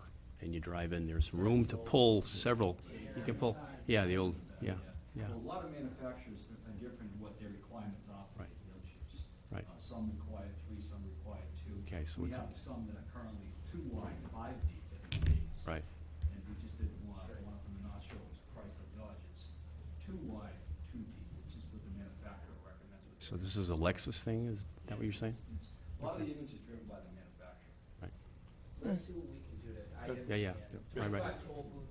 Yeah, I mean, it's just, again, I mean, you guys you have creative people on your team. Just see what you can do to make it look as good as There's possible. efficiency in there. Right, so I appreciate the balance argument. Let's just see if we can refine it a bit. Sarah and Gary, are there any other big issues that we have not yet talked about that should be on the agenda? Yeah, I mean, I have one of them is that in my understanding of why we require the trees for the parking is to compensate for the blacktop coverage, and I think the storage of cars is consistent with that, and so the tree rule needs to apply to the storage of those cars, so the extra 190 or whatever it is, there has to be trees to compensate for that, in my interpretation of the intent.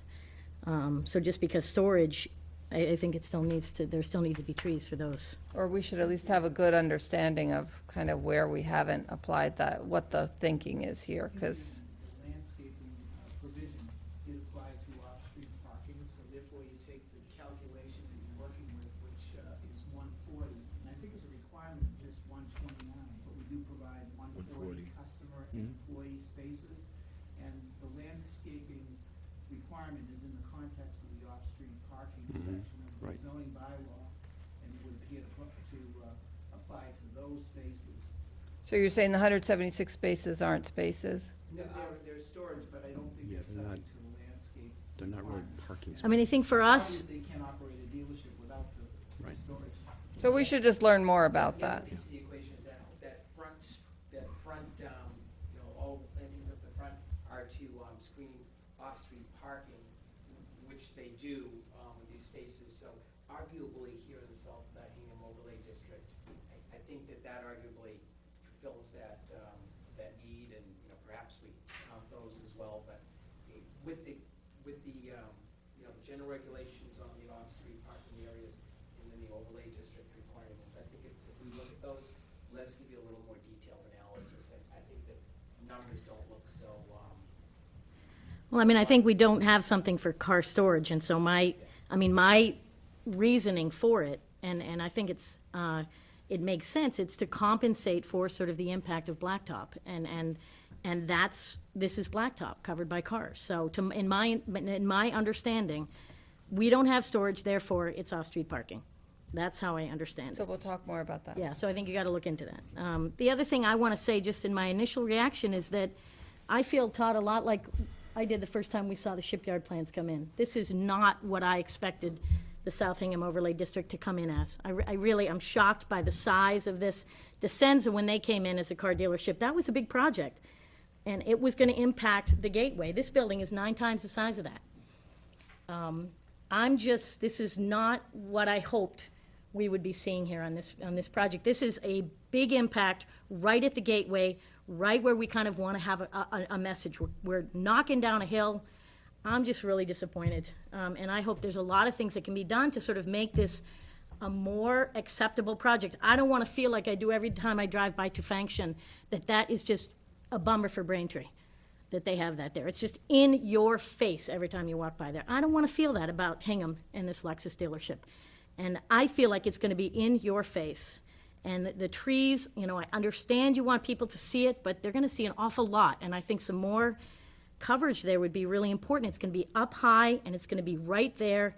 And when I think of all the work we did on the Descenza site and the small size of that compared to this, I'm just really concerned that we are changing the face of Hingham with this project in a way that I'm personally not pleased with in any way.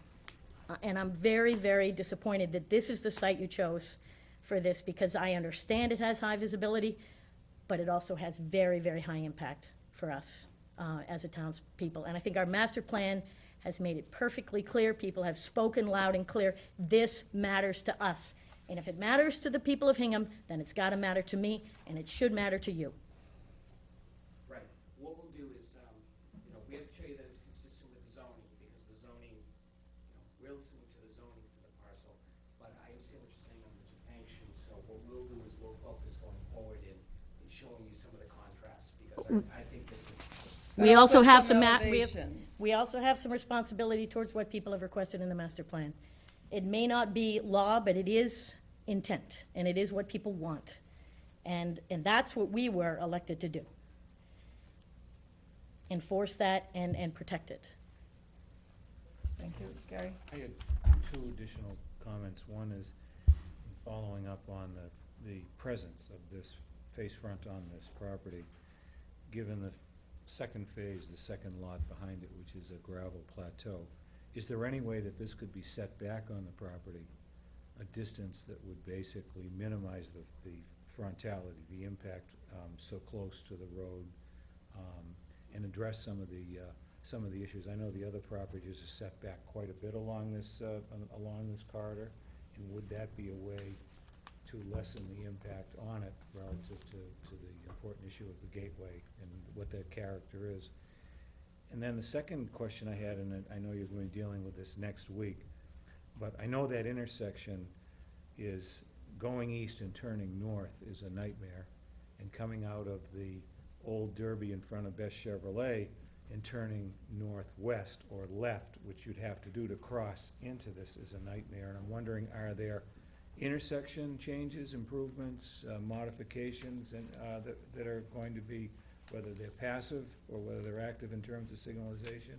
Is any of that part of this discussion, or would it be part of a future plan that went into the lot immediately to the northwest of this lot? What's the long term? This is chapter 1. What's the long term on those plans? Because I think that's important too.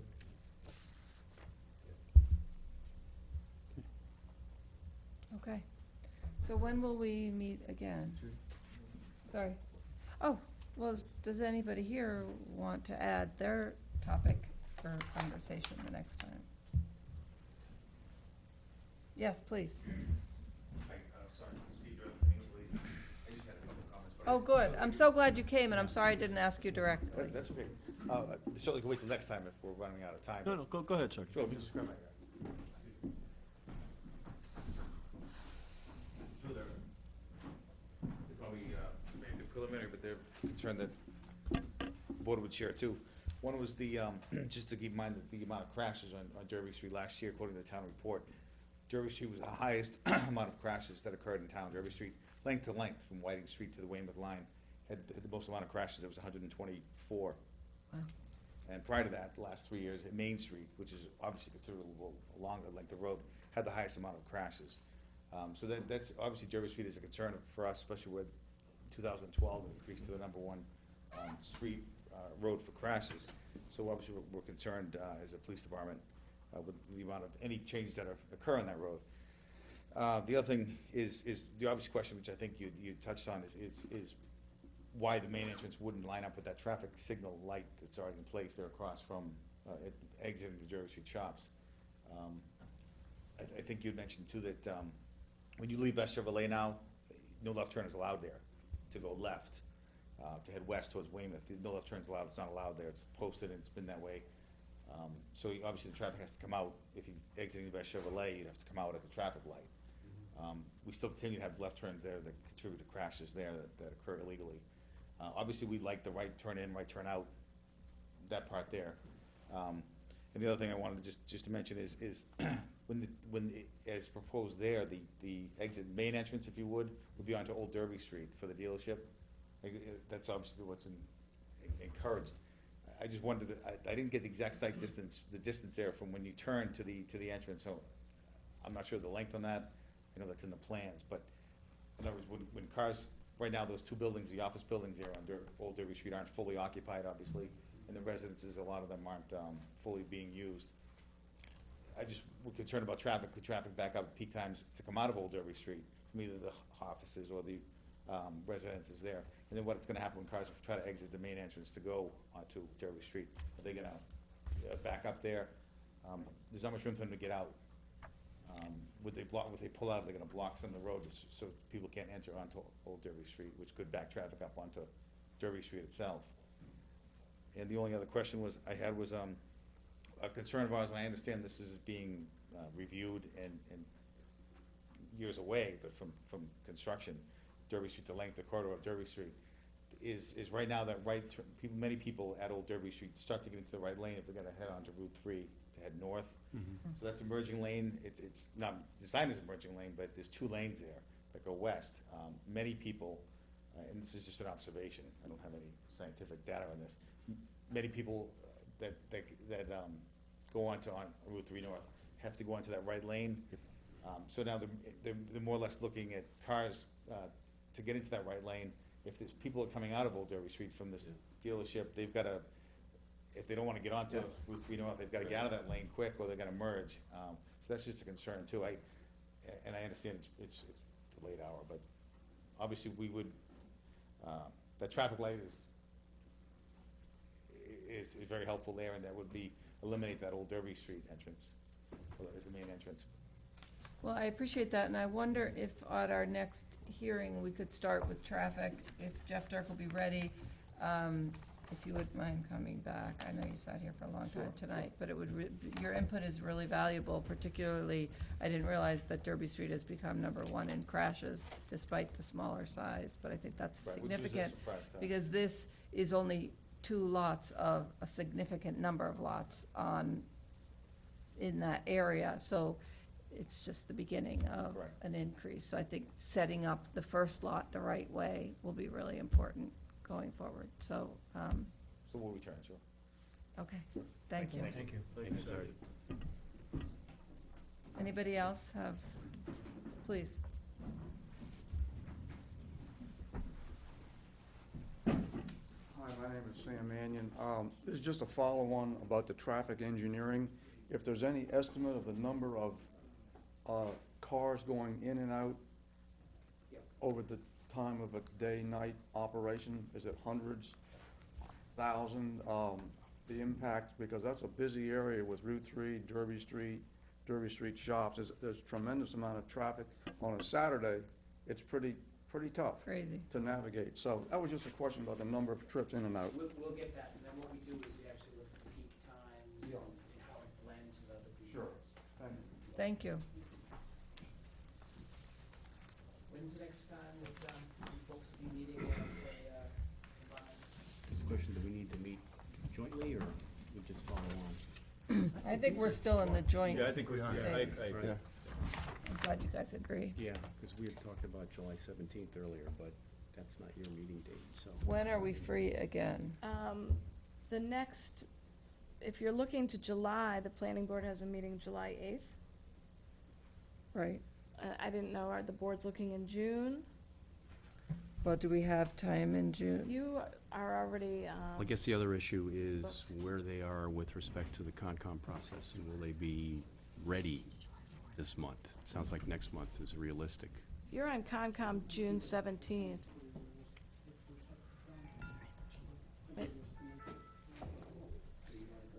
Would July 17th? Does July 8th work okay for you guys?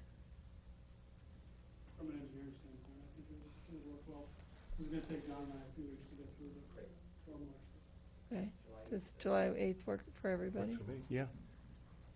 It's a Monday. It's the Monday after the July 4th. Fourth holiday. July 8th or Right. July 10th, it's the board's preference if you want to do Monday or Wednesday. Either works for me. Yeah. Either on the 4th, Wednesday might be better. Yeah,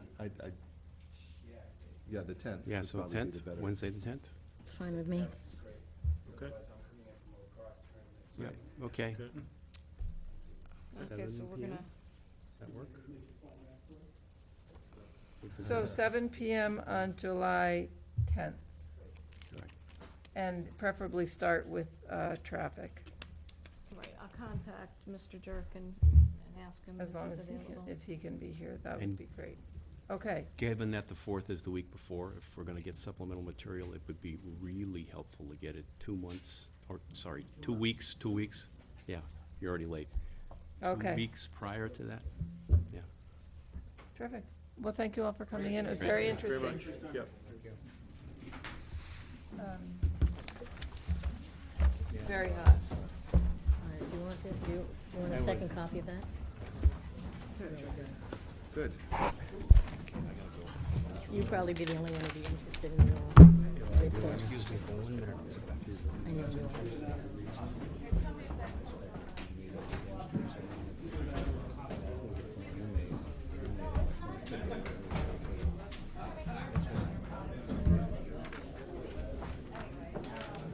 Yeah, thank you, my friend. Yeah.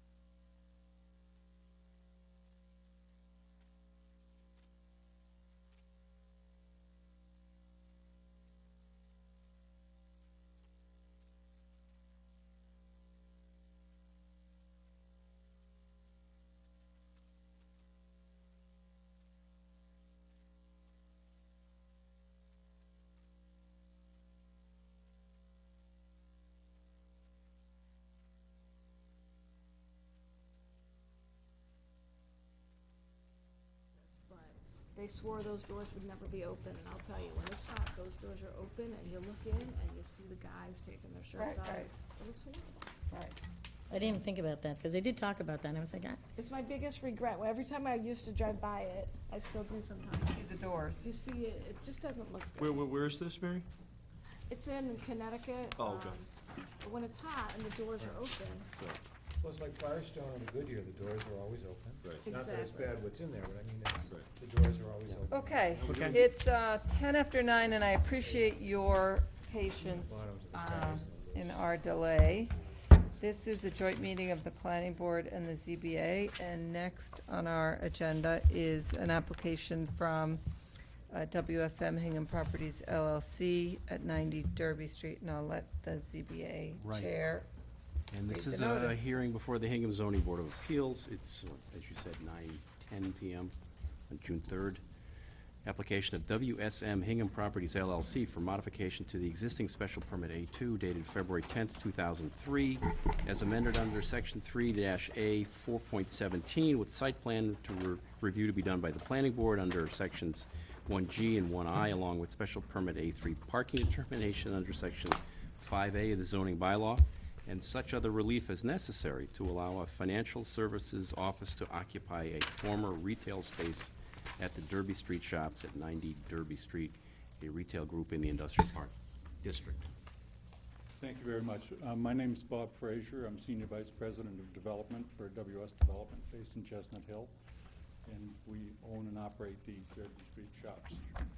With me this evening have Ms. Tracy O'Brien, who is a representative of Charles Schwab, and Attorney Robert Devon to discuss the issue. Back in December, as an introduction, I was asked the question by our leasing people, would a Charles Schwab office be allowed at Derby Street?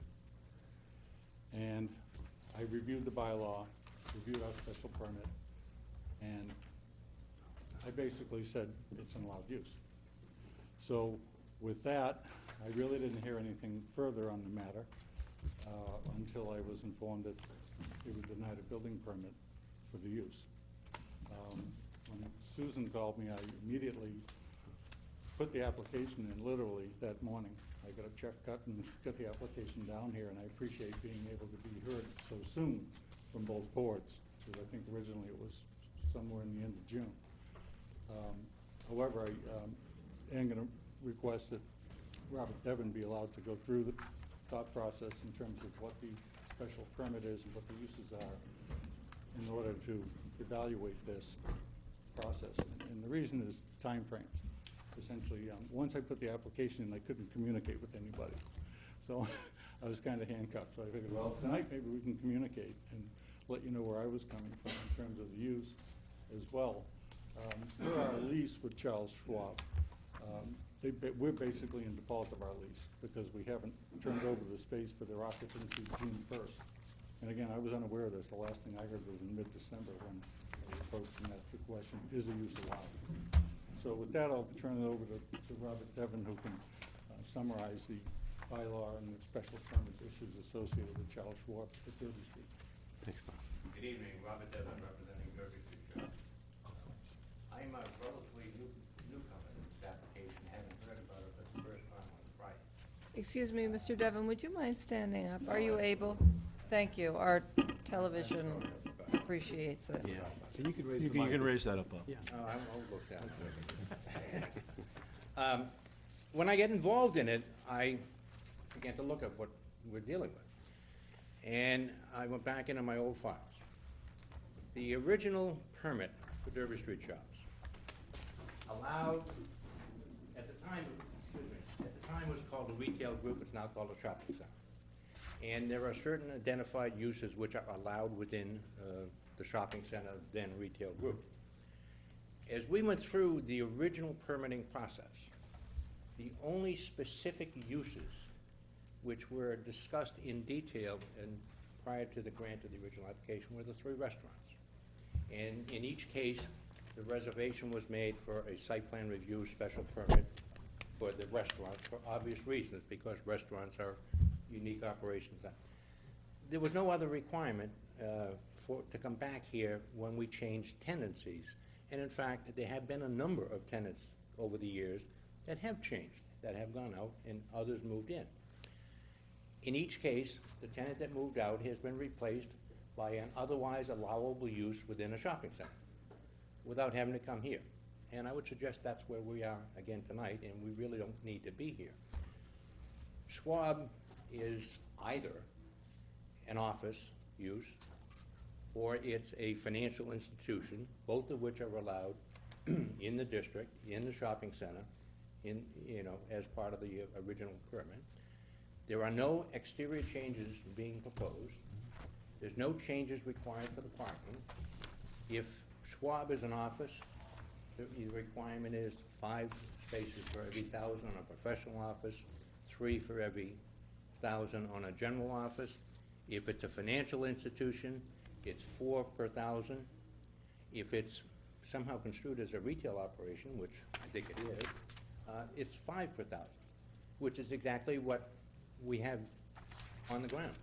Okay, that's what the way the whole thing was approved. I don't know who decided that we had to come here for this change of tenancy.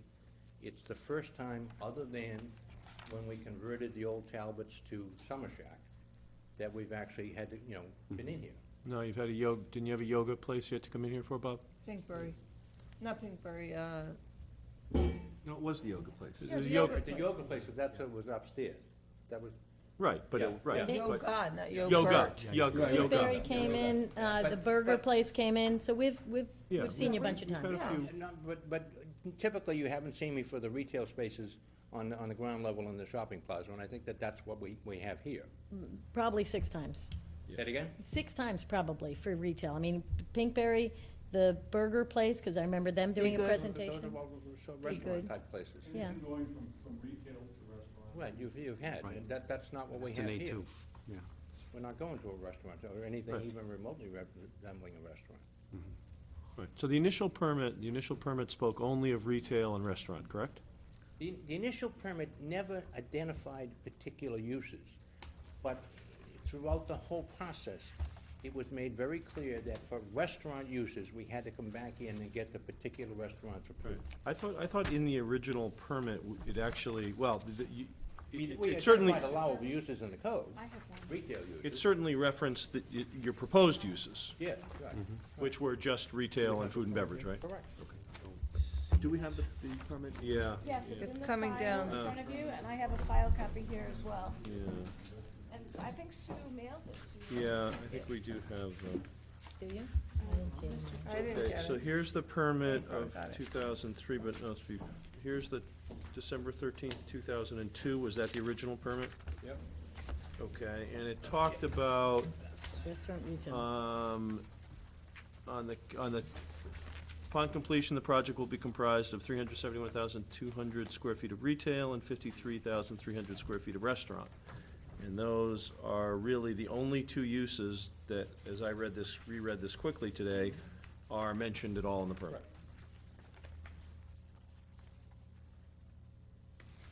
Okay.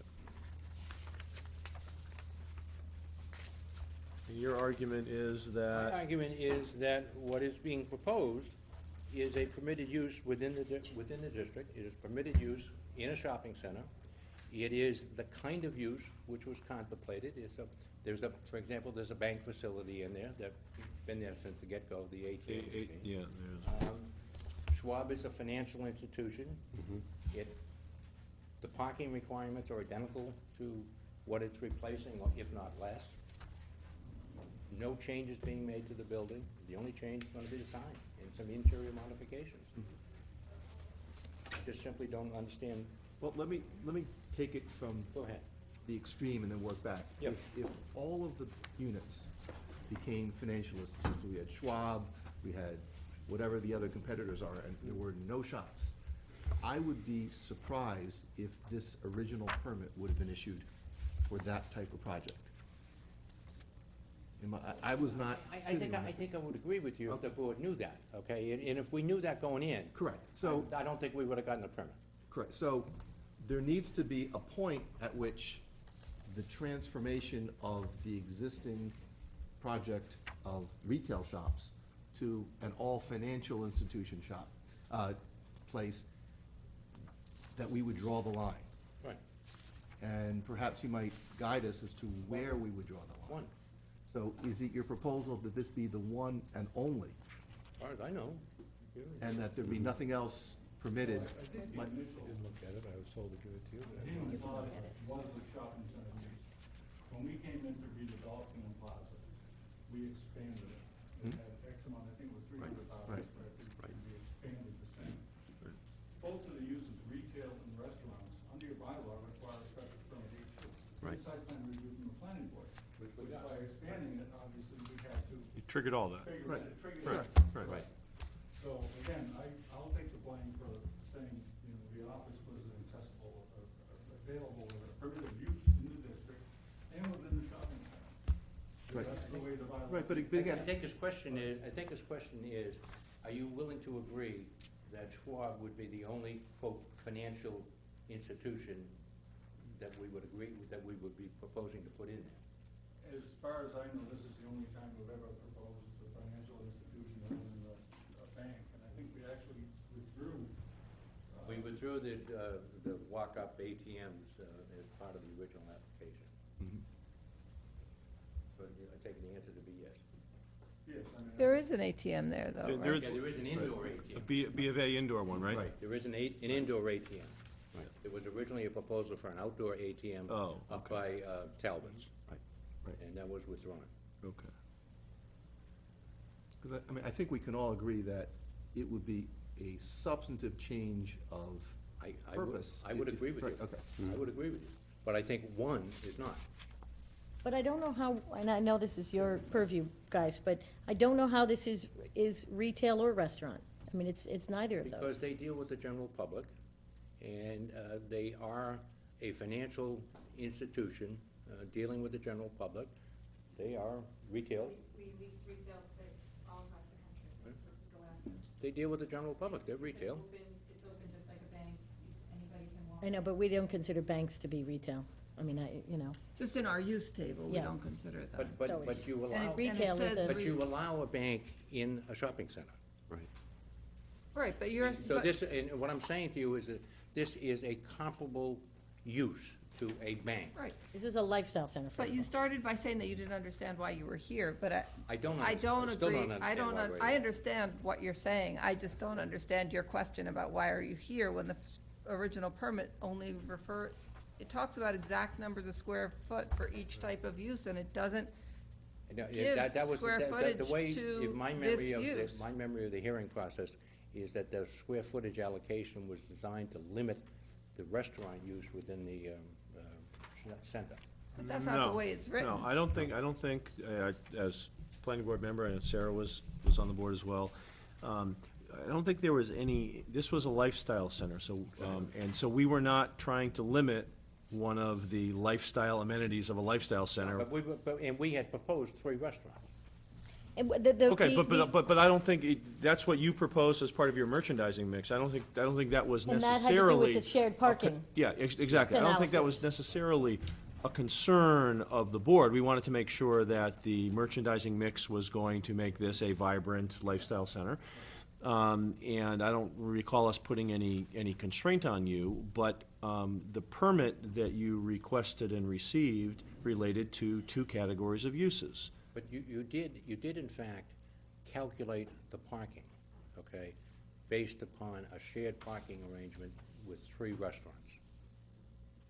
The analysis was calculated by the applicant and its consultants and peer reviewed by the consultants to this board based on the proposed uses.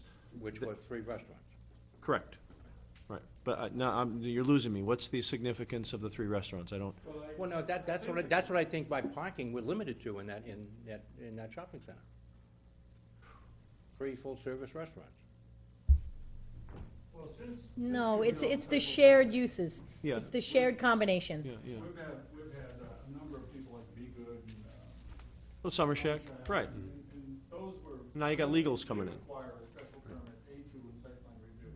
Right. In which we reviewed the parking, seating, we did an analysis. of Right. how many seats everybody had, how many outdoor seats everybody had. Right. And went through that. I think that,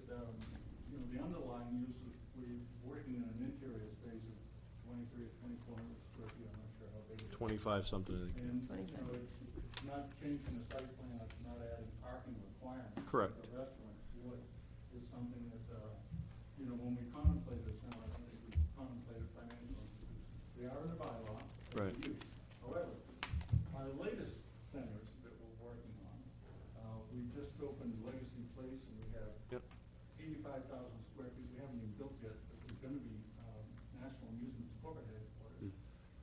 Citizens Bank came to us and took 50,000 square feet for their marketing group of office within the center.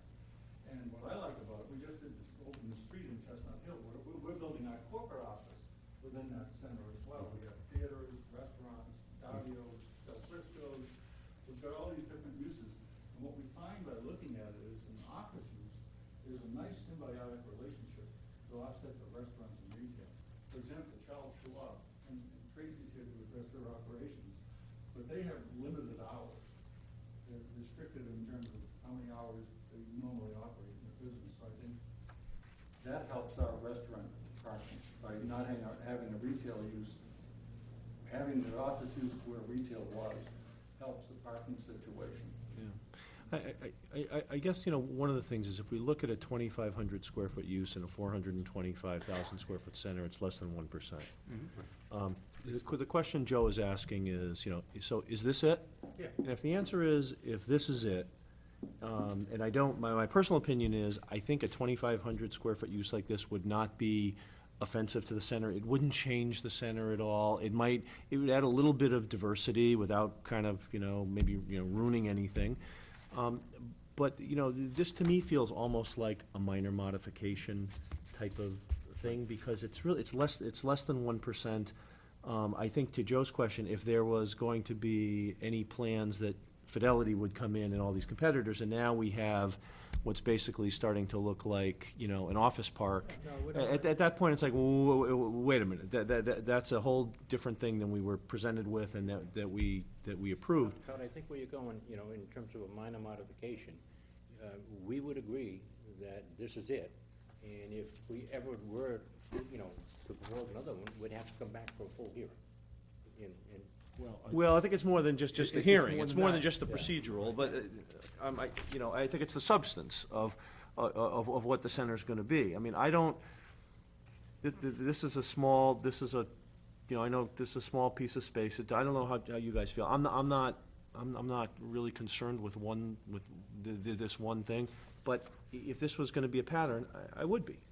But how do you address the issue that, at least in my mind, it's not an allowed use? How are you gonna, you know, he's saying we'd come back for a full hearing if we brought in another financial institution. So are you opening up the door to the interpretation that a financial institution is an allowed use here? Because in my understanding, Well, that's not what we, Right, so that's not what we did. just to be clear, and I want to try to rephrase what you're saying, which is, this operation is an allowed use under zoning for this district. The district. And within the shopping center. Okay, but given the permit that was issued for this shopping center, it is not an allowed use. And I think that is what Sarah says, and I look at the permit and I agree with you. And so I'm seeing this as more than a minor mod. Okay. I think this is not an allowed use, given the representations that were made that allowed this original permit to be issued. I think if you wanted to strip it away and say, let's go back to the way it was, and let's have certain allowed uses, you would not have gotten the variance that was issued, as well as the special permit conditions that were issued for this location. And I don't think we can say, having granted those things, well, let's go back now to the general uses that would otherwise have been permitted. I'm not comfortable with that, and so Sarah, I agree with what you're saying. Well, I think the shopping center use, though, however, incorporates the office use within what the special permit identifies for our use, for the special permit. Yeah, I mean, it's a permitted, I think it's the opposite. Well, I'm just looking. it's a permitted use with the special permit, but the special permit they applied for did not have this use. And therefore, in order to have this use, they would need to modify their permit to incorporate this otherwise permitted use. And that's why that's where, kind of where I got to, that the permit needs to be modified in order to incorporate this use, but the use is permitted under the bylaw.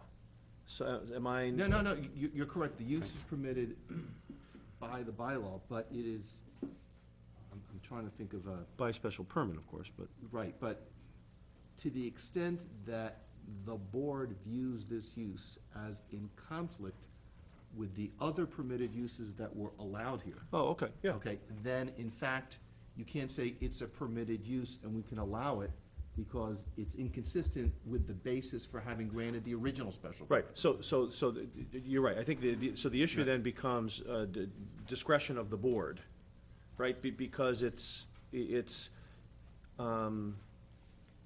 Right, I mean, let's go back to, I'm looking at the 2002 decision, and it said, the request was for, first, a variance from the maximum lot coverage restriction of section 4A. So we granted that variance. Right. And to the extent that these conditions are all in here as part of the variance, we're not at liberty to say, well, we can modify the special permit. A change to the variance is a variance hearing.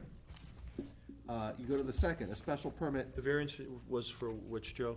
Section 4A, the maximum lot coverage restriction of section 4. Right. Okay, so building coverage, but that doesn't relate to use. Right. So that variance wouldn't. Well, that's the question. I didn't sit on the hearing. Oh, okay.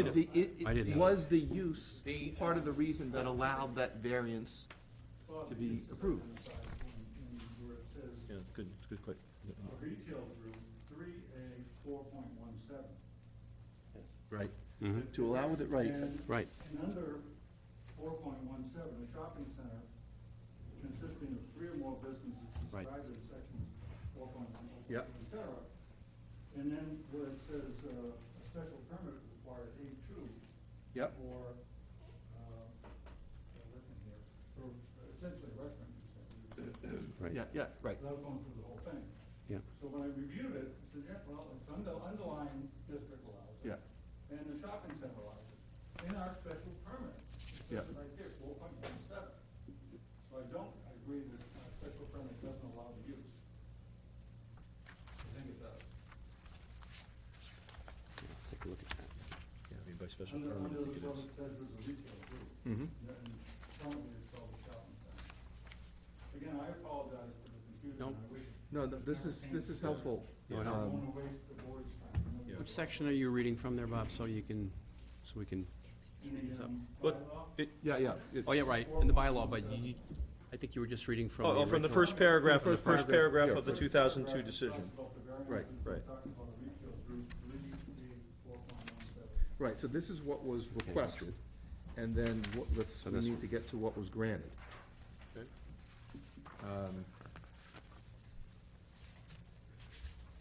In the 2002, right? Okay, Parking waiver. Lot coverage.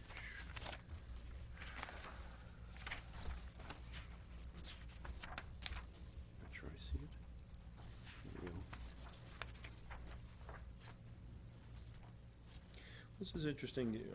Condition 6 talks about not knowing exactly what the final allocation of square footage will be between retail and restaurant, but it doesn't address any other uses. right, It does say that any little tweaks would be a minor mod. yep, Which to me makes sense. I mean, that's a, Right. but you're right, it doesn't in any way implicate any other uses. right.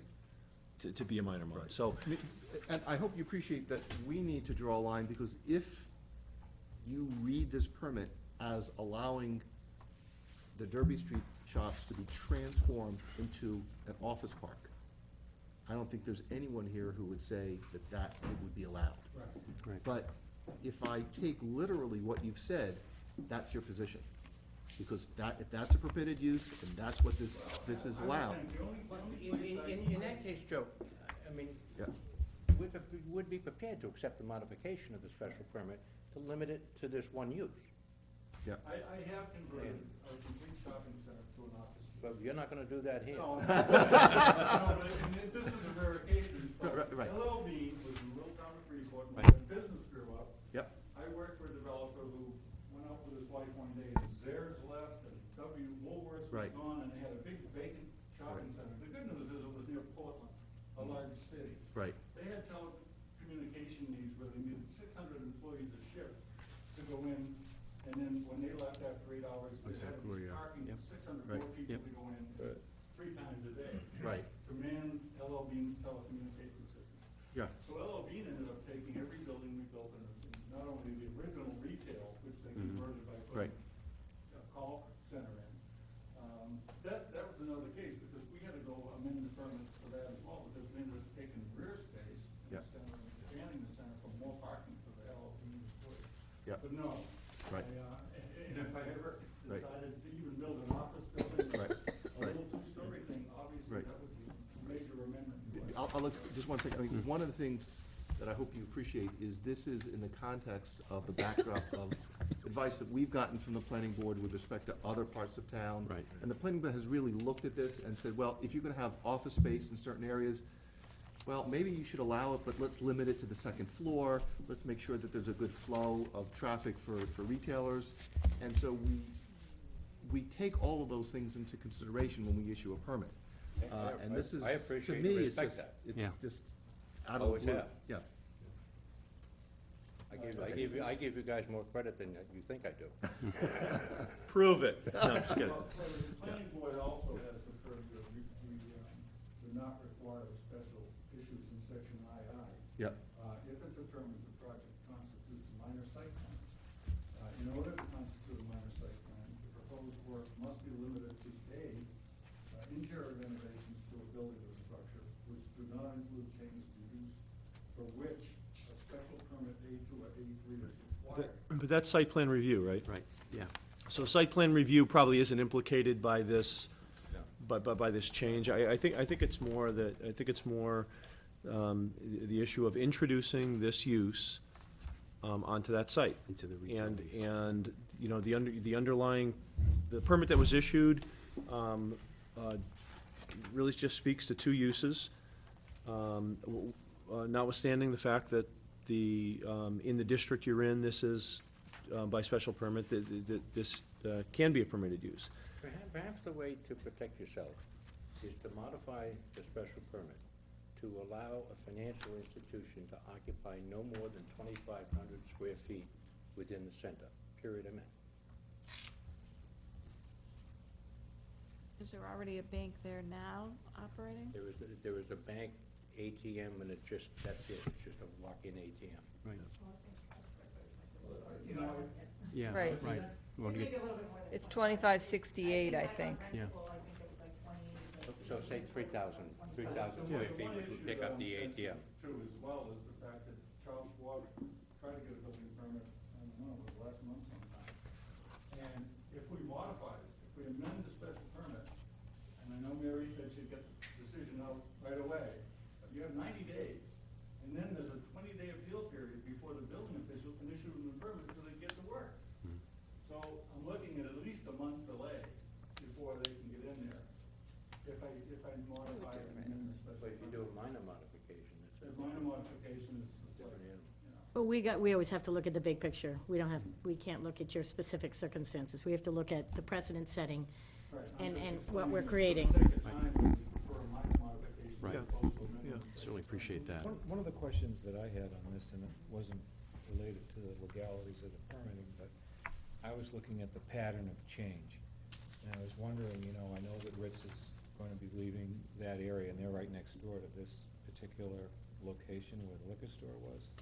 And I'm just trying to understand, what kinds of patterns of change in terms of the financials or the marketing or that kind of issue is happening at Derby shops? Is, you know, typically, there's only been 2 or 3 turnovers. You know, I know we had the Talbots turnover, and then there was the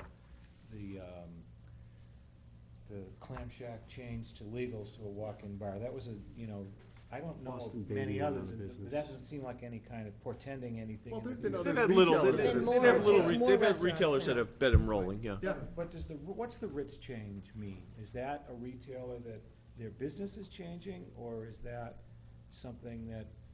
Boy, I wish I could tell you. We have as many as 80 tenants in shopping centers. Mhm. They do turn over, and more tenant coordinators are working with our operations people all the time to take a look at what's there and get the information out and get the plans and get them submitted. Most times it's retail to retail, it's pretty simple. Right. As long as the right HVAC and electrical design and whatnot in the buildings. But, you know, it's hard for me to project the future as to what could happen in the vacant space. You know, if Kohl's really well, we don't even control that space. For example. It's happened, we've spent the last 2 or 3 years with Circuit City, Williams and things, and Borders, trying to fill those spaces, and Borders is gonna be tough. We're still Oh, yeah. got some of those hanging out there that are empty. Mhm. So it's hard for me to project the future. We do have a professional leasing staff that interact with all of our tenants. And, again, I apologize for the whole thing. Right, that's fine. Like a tree fell in the forest and it lands on my Right, head. yeah, yeah. Well, one thing we're gonna have to do is we're going to have to determine procedurally what would be the right way to take any action if we did take any action on this. And I suppose the first question is, at 2,600 or whatever square feet for this use, are you know, people comfortable with that as a use at Derby Street? And depending on what the answer is, then we would then say, okay, if the boards are comfortable that this use is okay and won't adversely affect the, you know, the experience at Derby Street or anything else, then what would be the proper procedure to allow the use to occur? And so maybe the first question, I think due to its size, I'm comfortable with it. I don't think it would be, you know, be an adverse change to the center, but that's just, you know, it's one opinion. I don't know how everyone else thinks.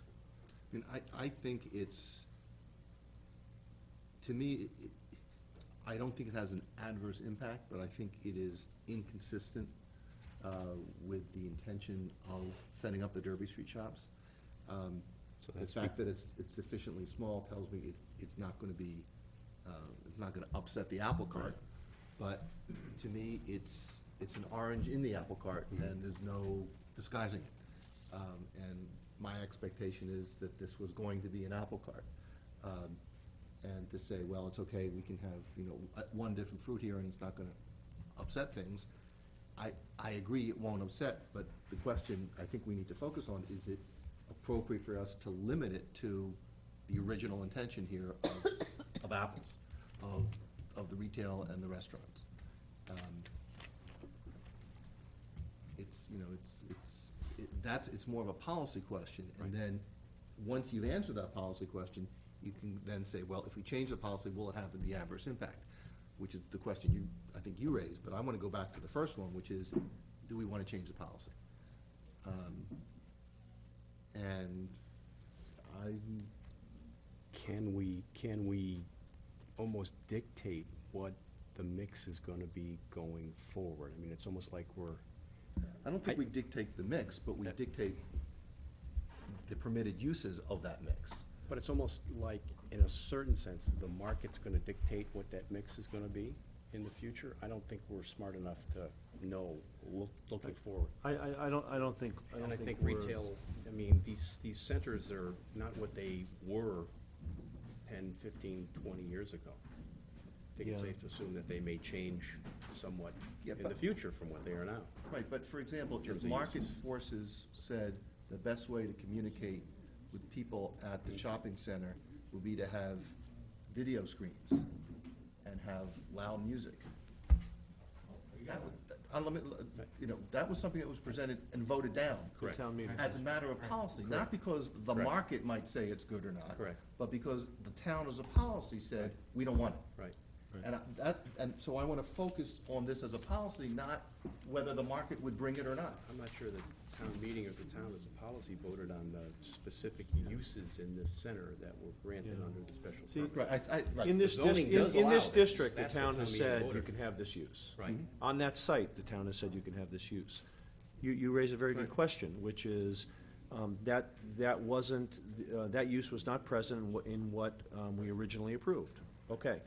The center's been open for how long? Almost 10 years. All right, so, you know, we're now starting to see, we've had some, you know, small tenant spaces kind of turn over and everything else, and we're now starting to see, you know, and we have a request in front of us for a different use that the owners who are responsible for the merchandising mix to, you know, kind of maximize the vitality and, of course, the profitability of the center are coming in and saying, we'd like to introduce a sliver of this use. And, you know, we have to decide, you know, I guess, you know, to your question is, do we hold fast to what the original use was a decade ago, or those two uses, or do we, you know, open it up to another use that's permitted in the district and on that site? And, I mean, it would influence me if I heard the applicant saying, you know, there's no more retailers available who want to rent the space. And so we really need to open it up to a more diverse use. I don't think that's the fact, and I haven't heard that.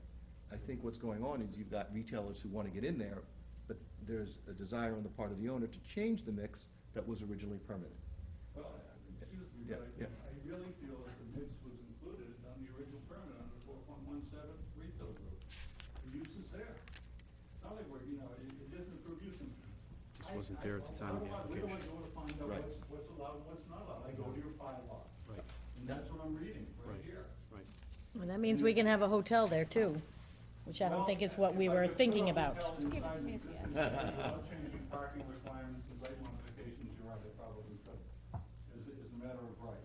But that We is, have to modify the site. I think this but that's is not what our permit intended to have on that site, Well, again, FYI. I don't know what, I wasn't there, I don't know how many people in this room were there. I wasn't. All I can do is go to the bylaw. Right. And say under 4.17, the office use I think is you have allowed. a point. You can go to the special Although permit. that says- Does it impact adversely the neighborhood, does it impact traffic, does it impact parking? I think in this case, it benefits the center in terms of those issues. One of the questions I was interested in trying to find out what's going on with Ritz is what would be the potential tenant occupancy for Ritz when they leave? I mean, I don't know if you've got any leads on that, but I'm thinking. We have about 15 leasing people in-house who just went to Las Vegas and talked to every tenant in the United States looking for space and represented 70 shopping centers in our portfolio to them, and about 5 new ones in Linfield, and Seaport, in Boston, the street in Chestnut Hill. They're going back and forth with lease laws. I gave up reading them because every time they talk to a tenant, they love it. And the leasing people all talk about it. They have a monthly meeting with talk about prospective tenants. So there might be 5 different people looking at this. Is there any precedent? I get back to where do I go to find out what we can get in the shopping center? I have to revert to the bylaw. That's what we're like. Right. And again, I apologize, I'd rather have this conversation 3 months. A long time Oh, ago. Right, yeah. And quite frankly, you need to know, I appreciate your candor here. This is Yeah. Right. terrific. Yeah. And so thank you for, I mean, being upfront with all this. This is great. But we have to talk ourselves through and make sure we're doing things the right way, and that's what we're trying to do right now. Obviously, the board is not comfortable with the idea of saying it's an allowed use as right. So do you feel they need some sort of modification? You can live with that. What time is the other issue? Yeah, right. I mean, we do have, this is an allowed use with a special permit. The permit does talk about even if the, you know, parameters of Change. retail Right. versus restaurants change, that could be approved by the board with as a minor modification. My personal opinion is this request kind of falls into that. Right. Because it's actually a de minimis change in use relative to a 425,000 square foot site, but maybe I'm just in a good mood tonight. I don't see this as being harmful, and I don't see this really any way changing the center that would be a concern, that would cause concern for us. I do agree with you, Joe, that we do want to, we do want to limit this to either this request or put some kind of parameter in there that makes it clear. Don't come back again and think you can just get this as a right. Well, you might be able to, what if my bosses came up to me and said, well, we're looking at the bylaw, our attorneys in Boston said that you can put this use in, and why exactly we want to put it in? But aren't you operating under a special permit? I'm in the spot Right. saying, I'm in the spot saying, I'm only gonna do this as the last time ever. I can't do But don't you have to look at your special permit? I am, that's what this is. It's under the retail use section, that I referred to, 4.17, which is shopping center, which incorporates those uses. There's a list of them right there. Well, It does list that use, that retail group use in Oh, the it permit. does. they're all listed Even though under this. the So permit. if I were to say I'm never coming Right. back for any other change other than this, I can't do that. Mhm. I have to go by the bylaw. I think what he's saying, what they're saying is that you will welcome to come back for the time that you can change. But to the extent that you deviate from what they're calling retail restaurant uses. Well, you're missing the point. I have a list of uses in there that, we have lenders who finance this project. Am I Right. changing the whole special permit here? I can't do that. I have to go by the bylaw, you know, and someone's gonna write an opinion somewhere, you know, for a lender saying, we can do this, this, and this on that, you know, in that space. And I think the bylaw clearly states that we wanna put a restaurant in, we're subject to each of, you know, the uses are written right under the same Right. section Yeah. 4.17. 49B, subject to special permit A2. So if he, so, if they came in again after this. Right. It, it would be, we could certainly make an argument, it would be inconsistent that they could ask for it to be a minor mod. They would then have to come in for a major modification, we would have to do the series of findings that would be required to allow the conversion of use. Is that? I will guarantee you, if I had an inkling of anything, I Right. would be right down to Mary's office and talking with her. Oh, absolutely. And, you know, Oh, we understand. having- Would that be right if they came in and wanted to do The worst thing about 50,000? this is, If Coles left and they came in and said we You want can make that an office park. Or, Right. Fidelity wants to do 100,000, so whatever, so Coles goes out, and now they come back and they say, we've got this deal with Fidelity, they wanna be down here in the worst way. Exactly. You'll deal with that in your lease negotiation, all right, you'll deal with that in your lease negotiation. But then it would no longer be a de minimis change of use, it would not be a minor mod, it would have to come back as a major mod, and we'd have to make findings, and we'd have discretion. Right. Is that a fair I, statement of how it would work? it is, but I think we would have, depending upon what we do at this hearing, we would have given an interpretation to our decision that would weaken our ability in the next round, because as you look at what the special permit A2 and site plan review was for, it was for, and I'm reading it, sit-down restaurants and retail group, period. And it's that mix as listed on the application when it was provided. Retail group includes what? I know, I mean, if it says, I thought it said retail, if it says retail group. If it says does. retail group, Right. then this use is covered, right? It's everything.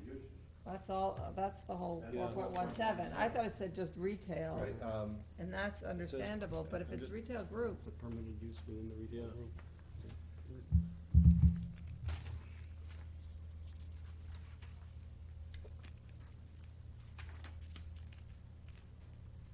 I really don't want to be coming back. no, but again, this is the time to have that discussion. Enjoy meeting you. Um, Not that much. We're just a barrel of laughs, aren't we? you are coming back June 3rd, aren't you? Are they coming back? Oh, today is June 3rd. What is this letter about the, Yeah, what about hidden pond? the pond thing, yeah, you're gonna talk about that tonight too? There's another tree falling in the park. No, they weren't. There was a, she's referring to a letter that we received with a request to have fundraising activities in the detention basin In a camp. and a camp. And we had advised Carolyn that would be, that would need to come back before this board, but that, no material was ever submitted, no follow-up. Okay, I have the letter. I had a talk with Carolyn. So that's not before you for tonight. Good.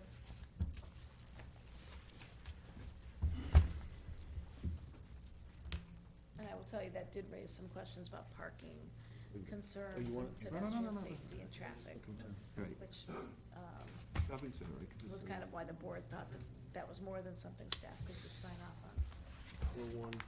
But you're talking about implicating 417, right? This is 417. Yes. Did you give me Yeah, that we're looking notice? at either 410 or 411. 410 or No, it's right 411, here. Bank Brother Okay. Financial Institution. 410 is. I don't need it till you leave. Just Okay, give so it it's to me on one, your it's way either out the door. 410 or 411. 410, business, okay. Yeah. Clearly, White glove. Yeah. this would- I mean, I'll It's a scan financial it. institution, That's the, that's the original copy. but they're both Here right even there. said, do you want a copy? I said, no, I'll take the original. Which is Bob's point. Yep, so, Yep. I should just listen.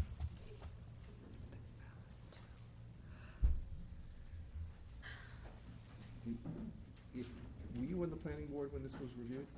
Yes, but the ZBA issued the permit. Right, but was there anything unique about the retail aspect of this that allowed this to go through, that had it been all office space, it would not have gone through? Because that's just my assumption, Well, and I could be wrong. Well, I think had it been all office space, Yeah. that would have been a horse of a different color. Fundamentally different hearing. But what makes it different? Is if it's lesser parking, what is it, what makes it different? Well, because they came in as this lifestyle center. That was a multi-use purpose. So if it were just offices, that wouldn't satisfy that. It was actually really what we think of as our downtown, people, neighbors meeting neighbors in different uses. You know, it was a little bit of a stretch. But if it wasn't the lifestyle. It was shopping and eating. Why would you have blocked it, or how could you have blocked it? Well, I don't know that's a different question. I don't know that we could have. I think the difference would have been the condition. It's a permitted use, but it would be subject to. You would have strapped it with a lot of conditions. Okay, so then we could, with this change, start introducing those conditions that you would have added. So what conditions would you add if it's retail? I mean, if we would have added conditions, what are they? Because given that it's a permitted use. Other than what was already added? Yeah. What I just heard is, had it been all office space, there would have been a different set of conditions. Yes. I'd like to know what those are, and though. It could have been a different set. Agreed, right, again, I wasn't there, so that's why I'm asking Yeah. people who were. And that's what it comes down to. Yeah, honestly, Yeah. To answer that, I don't know on the spot what the condition, and again, I was on the planning board at the time, so. Right. So I don't know what the zoning board might have done, but I think Sarah's correct. Look, we had the office, the Derby Street Office Park right across the street. We had around the corner on Recreation Park Drive, we had Right. office. We had a failed shopping center that maybe at one point in time serviced the community well. Right. It wasn't, and this was going to be the kind of the rebirth of a new, exciting shopping center that had restaurants and all this stuff. Right. And we were, we thought that was a great reuse of a really And- defunct and I shopping agree, center. but- And so I don't know that, if at the time they said, oh, and, in the corner where the Crate and Barrel is, we want to have a Charles Schwab or something, I Right. don't know that we would have said no. No, but if it was But I think we would have put limitations on it, I We really may do, just very as we well, do in yeah. Right. or hope to do in the square. Right, so what are those limitations? And now is the time to introduce them. The special permit under 4.17 says that a sit-down restaurant, for example, you have to come back for A2. Right. Fast food restaurant, you have to come back for A2. A sit-down restaurant, you have to come back. So 4.17 identifies Right. cases where you don't have to come back for the special permit amendment. But we have historically come back for those special permit amendments whenever we've made that conversion to restaurant. This is a weird one that fits as an allowed use. Yeah, no, I hear you, I hear you. But I don't see a way for us to approve this without creating a real risk of just changing the character of the center that would be out of anyone's control. And that's not why I think this was permitted. Right. I think, Joe, Yeah. I think you can. Careful, he's gonna, the arrows are coming at him. I actually wrote in a letter, I wrote Mary Yeah. a memo identifying my thoughts, Right. presenting to you. Right. That memo couldn't get to you because we can't communicate with you in email. Right. Communication. Right. Right. I understood Right. that. requested was that the board. We can give it to you now. Yeah, we have it. I think, yeah, we do, but let me make sure I'm looking at the right thing. Okay, great. I requested that to reconsider this, to deem it a minor modification in order to allow the building permit to be issued. Bob, can I have one for the file too, please? If this is acceptable, I said For I zoning further too. Can I have one too, Ron? request that the Board of Appeals grant leave to withdraw the application for a special permit. I don't want to go there with a special permit. But the reason I don't is because of the sake of time. I'm with you. And I don't know whether or not without consulting, a whole bunch of people, whether or not I can go changing our special permit and live up to new conditions. Sure. that aren't in the bylaw. Right. So that was kind of the last thing I requested.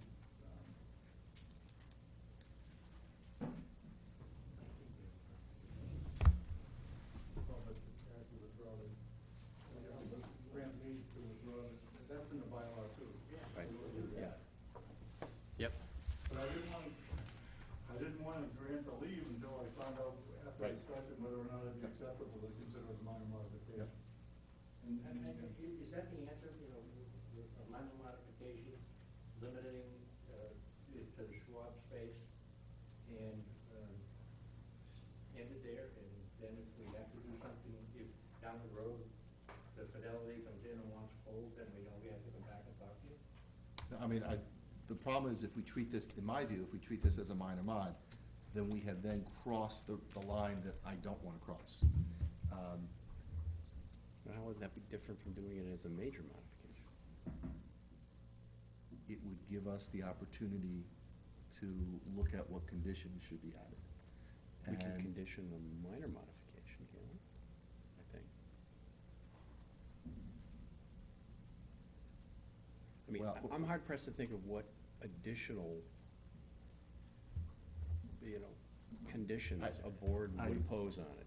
I agree, but are you willing to have Derby Street shops, and this is not what they're proposing now, are you willing to have Derby Street shops transformed into an office park where it is just offices? And if you say yes to that, that's one answer. If you say you're not comfortable with that, then I would ask you, how do we address it in the permit so that doesn't happen? Right, I understand. Right. Legally why you're thinking of that. but Right. It just opens that up. I kind of don't, it's a very successful retail center. I just don't see that happening here, but Well, if we condition There's no a de minimis minor exception that would be, that would sort of be a workaround for your concern? Yeah, the problem is, if we view this use as de minimis, as a de minimis exception. By its size, No, not by its use, by its size, it's de minimis. But it's almost saying that a use variance, if it's a small lot, can be treated de minimisly and almost like a lot size variance. It doesn't work that way. Right, but If it's not. a use variance. No, I know, but it's not a use variance because the use is permitted in agree, the district, agree, but- so I'm trying to. Right, Yep. I hear you. Is the definition of a retail use one that has a continuous interface with the public on a daily basis as distinguished with an office which can be The definition under is its it own? distributes merchandise to customers. Right. It's But right in our bylaw. But I think that their point is here that the definition of 4.7 specifically includes banks. And my understanding, although I was not on the board, is that the scope and magnitude of the relief offered by the zoning board for this project was based upon the understanding as to what was gonna be here. And what was gonna be here was not gonna be banks or just banks and just offices. I think It you're wa- right. It was gonna be a mix. I think you're right. But if we read the permit as allowing this as a minor mod, then there's no drawing the line. I think we need some guidance there, or. Why is there no drawing a line? Because the next one, if the next one comes in, and it's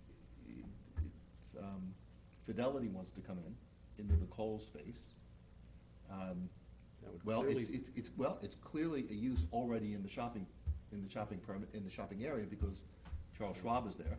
So you can't say it's not an appropriate use. But if it's less than, this is less than 1%.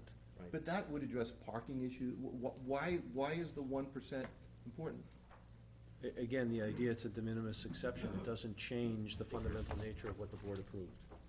Which is a mixed Which is a use. mix of uses consistent with the lifestyle center. Yep. So I'm not, I understand you're Right, trying to okay. protect, you're trying to protect Including an the, ATM. the board's rights and everything else. Right. But I'm just saying, I'm looking, to me, it just seems like this is so small that it Yeah. would fall under a de minimis exception to what the boards had expected the center to be, particularly when the use is permitted in the district and on the site. Mhm. So, I'm, I don't know, I don't see this as creating Right. long-term problems for us. Obviously, if someone, if something happened to one of the major retailers and another Yeah. Schwab-type enterprise came in and said, we want 25,000 square feet, Right. that would be a horse of a different color. Right. Well, Mayor, That I just- think would be major. And the only Yeah. thing that I can think of is Yeah. parking requirements or traffic Yeah. requirements. The parking requirements for retail and office are the same I Yeah. know. in the bylaw. So, So that, Right. there's no adverse right, impact there's on no adverse impact. parking. Mary, I does think this, it's a positive impact the way we look at it, because Right. offices are there during the day, they're Right. free up the parking. Right, and then the rest- Weekends and holidays, you know, for the retail. But this side. is somewhat of a Probably true. retail aspect of Right. it too. Shoppers are gonna, It is, we're in yeah. a lot of downtowns, I mean, we try to, we Correct. talked about it being Correct. downtown, we try to be part of the community, we do seminars and education. Yeah. To anybody in the public, I mean, we wanna go here because we wanna reach out to the community, not because we wanna be up in an Sure. office building and have nobody walking the Sounds like field. what we did a few We, weeks ago. you know, Right, because exactly. we Yep. want the space to look vibrant, Right. it's supposed to be welcome. Yep. Mary, does this have to be I agree. unanimous? That's a good question. A major modification? Or minor mod? Or minor. Minor mod. You first have to decide what it is. Right. Yeah. I think Todd and I are coming down on the minor modification route. I can get the Dombrowski book. I'm thinking that you might need to be unanimous, but I could go get the book and double check that for you. No, why don't we do that, Mary? Because this is one of the extremely rare times where, the three of us aren't necessarily, Yeah, we don't have to. And be while going- we're going- discussing going in that, the we same can direction. Do you know address that- the site plan issue, Does this have to which be we've discussed. unanimous? Typically with a three-man board, it does have to be unanimous, but Yeah, four-man board, you need a. right, right. But a lot of these things, Is it in 48? Special permit, you don't need Exactly. them, you don't Right. need five-man. right. Variance, a three-man board. You do need unanimous on Right, variance, but we not need on the special permit. supermajority. I think that's right. I think that's right. Mary? So you're What if thinking you you're need to wrong, be Bob? unanimous? No, we just want to, I just don't want Karen you to went to get get messed the up book. later on. okay. Yeah, we just want to know to what extent the board has flexibility to have a I think- non-unanimous vote. Special permit, I'm sure it's in Bobrowski's book, only takes a majority. I think that's right. Could I interrupt this conversation? Very interesting. The planning board is here for site plan review and a special permit A3 parking determination. Would it be terribly offensive if we decided what we wanted to do about that Go right in ahead. the interim? No, and then you absolutely. continue No, go ahead. your- Yeah. This is 48. So I think we've decided we don't need to do site plan review because it's, do you think we need to go through, because it's relatively small and All it's we have to do interior is changes? five and- members of vote. So we're waiving it, yes, and I And think same parking with is similar, parking. yeah. It's And not that's a for parking a- change, a significant parking change, so we don't feel it needs to be addressed. It requires the same parking. So do I have a motion? I move that we waive site plan review and parking determination on the Schwab, possible Schwab use at the Derby Street Shoppies. All those in favor? Aye. That was easy. We needed that was easy button. It was entirely practical on, because we do have this kind of, if we can go home at 10 o'clock, we really like to go home at 10 o'clock, so. Thank you very much. So I'm sorry that. Okay, we'll miss you. Yeah, All right, bye, I'm guys. Good sorry. luck. I wish Joe, I good could luck. Thank you. Stick it out, and Whatever you all decide. I'm curious to know how you resolve this, but. section what? 9. I'm just gonna take this, even though it's small. Yeah, this is a few years old. I don't think they've amended that. You know, and I think one of us would have heard it if they had amended it. Yeah.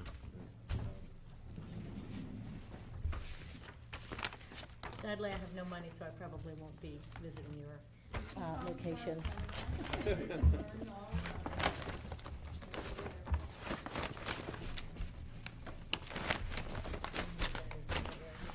Paragraph that says. Is the floor not level here, that chair keeps disappearing? You're all away from the table. There goes the bottle, Gary. Down the hill. Do one of the attorneys want to look this up? Yeah, I'll let this attorney. Hi, thank you. But I think, Joe, you're right.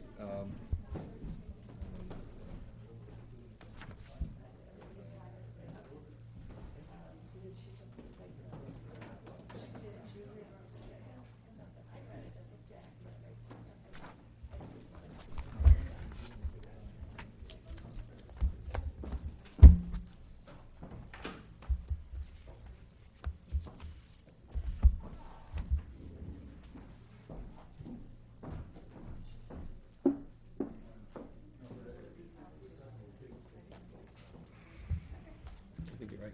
Yeah.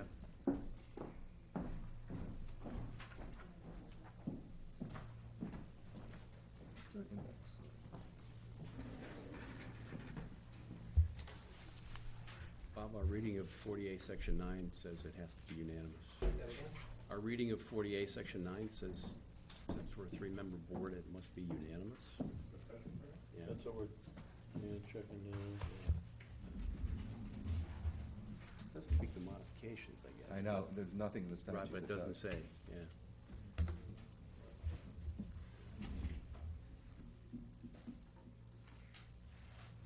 I thought with a 3-person board it needed to be, but Yeah, there are circumstances where it doesn't need to be, I just don't remember what those are.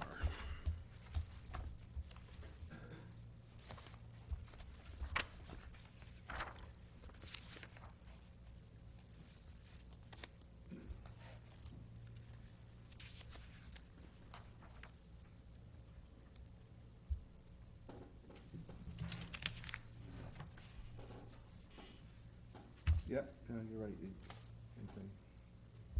Special permits and variances require the unanimous vote of a 3-member board. No, right, yeah. Modification would be considered a new, is that considered a Yeah, new permit or? it would be, but the question is, if this is a minor mod. Right. I mean, I think based on the size of the space, it would have to be deemed a minor Yeah. mod.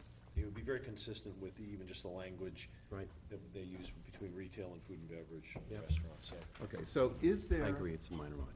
Is there, if we treat this as a minor mod, is there a condition that the applicant would find acceptable that would limit the scope of this? Not the scope of the minor mod, but the scope of the interpretation of the minor mod as allowing the project at large to be converted to an office park. No question that we have no intention to convert the project to an office. I think the way out of it Yeah. is to have you grant a minor modification, which if exercised by the applicant, is an agreement on the part of the applicant that it has no future precedent value. Or that we would say, in reaching a determination that this is a minor modification. I like what you said. The Yeah. board in no way, Yeah. you know, Yeah. we don't take a position Yeah. that this I think otherwise that- permits the, I mean, Right. The door has to be open for communication. Oh, no, no. Oh, yeah. Yeah, no, I, No. Stops the door. Right. yeah. No, yeah, Absolutely. but It doesn't, but I think I agree that, you know, Yes. this shouldn't come to the point it did here. I agree. Yeah. Okay. I think that works. All right, you're the attorney, so, Joe's the chair, you're the attorney. I'm not I think- You're the chair. So he's now gonna ask for a Sounds like we've- motion. Sounds like we've agreed that it's a minor modification, so in that case, I'd ask for a motion. And that's when we look to you, Counselor. I can't vote against it. With your language. So then, the motion would be that, what's been filed, so that we're. Request for a major mod. application was filed to modify the site plan, modify the, To modify the special permit. modify the special permit. At the end of the memorandum, I think what I found in the bylaw was that they would have to request the Board of Appeals grant leave, withdraw the application for a special permit. Well, no, if they act on it as a minor modification, you don't have to withdraw it. Right, so Right. I filed an application. Correct, Yeah. so. But we could still act, we could act on it Okay, differently. so, They're determining that the requested relief is a minor modification. right, so, right, so so the motion would be that at the applicant's request,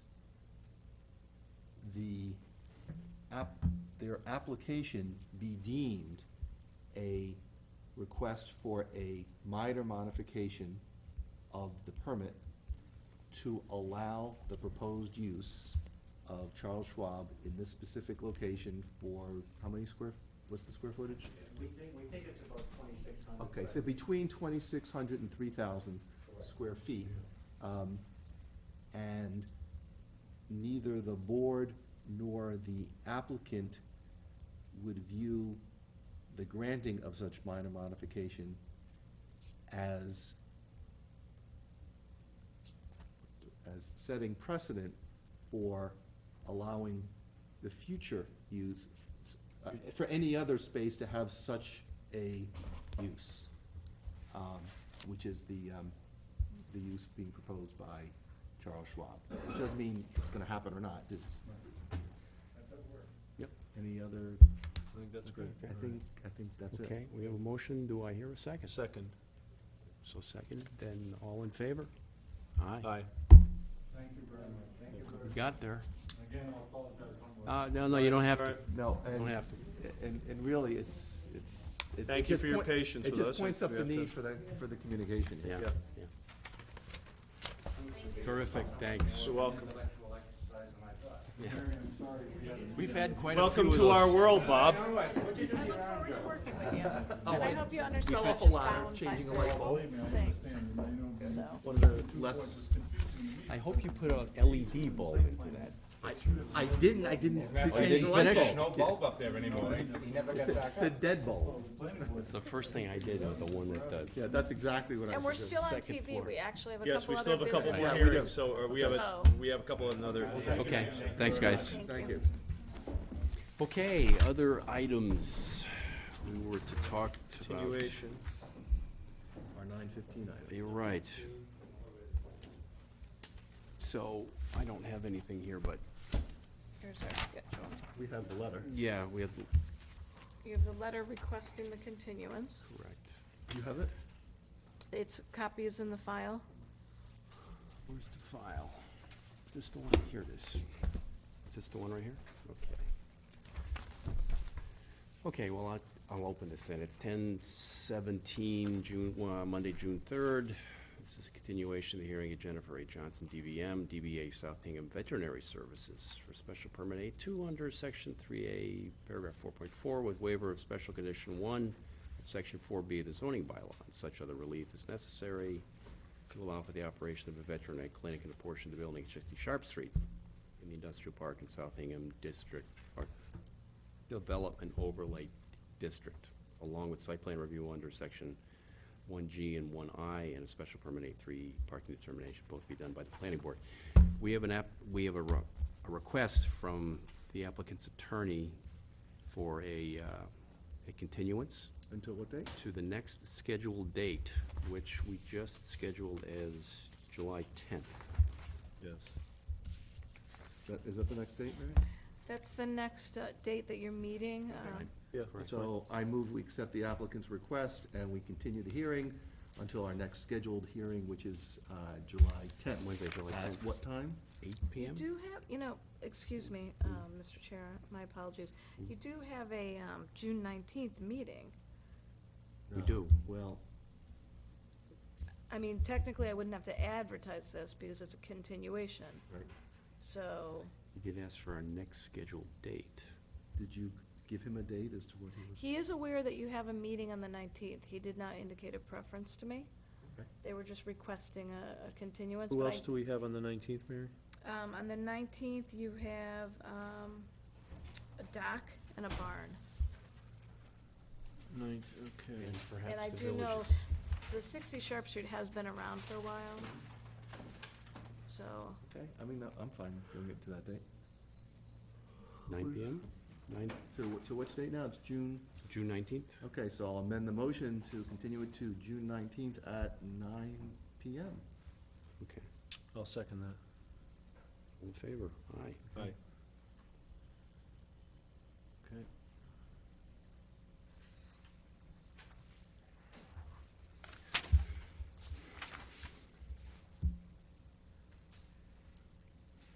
Next is a discussion regarding the withdrawal of the application for the comprehensive permit. Okay, Submitted so- by Avalon. Joe, you're not on that. I am not on that one, so I will sit here and listen. Okay, so there has been a request, letter dated May 21st, from the applicant requesting a withdrawal of their application for a comprehensive permit. And I would accept a motion from Todd to do the following. First, to accept Avalon's withdrawal of its application for a comprehensive permit. Second, to acknowledge that the zoning board has completed its hearing on this matter. Third, to close the hearing on this matter. And fourth, to authorize town council to appeal the interlocutory decision of the Housing Appeals Committee dated January 14th, 2013, regarding Hingham's assertion of a safe harbor under Chapter 40B. Is there such a motion? So moved. And I will second it. Any further discussion? All in favor? Aye. and can we have Okay. that for the record? Yes, I intentionally printed it out to give to you. Correct. Okay. And our final item, we're going into executive session at this point? No. No. You have a discussion first? Okay, first we do the discussion, okay. So discussion regarding the appeal of the SEB Hingham LLC. Right. And the correspondence from the DHCD. Right, so we have received correspondence from the DHCD rejecting Hingham's position that it is within the safe harbor, similar to what they issued for Avalon. Right. And I don't see any reason to go into executive session because I think we have thoroughly discussed this on the record, and I believe Okay. the applicant is expecting that, in fact, we will appeal it. Correct. And so, it would be my expectation that there would be a motion to, in fact, authorize town council to appeal the DHC determination in the SEB Hingham LLC matter. And since this is a meeting that I'm chairing, is there a motion to? Right. Would like to ask a question, Yeah. but Yeah.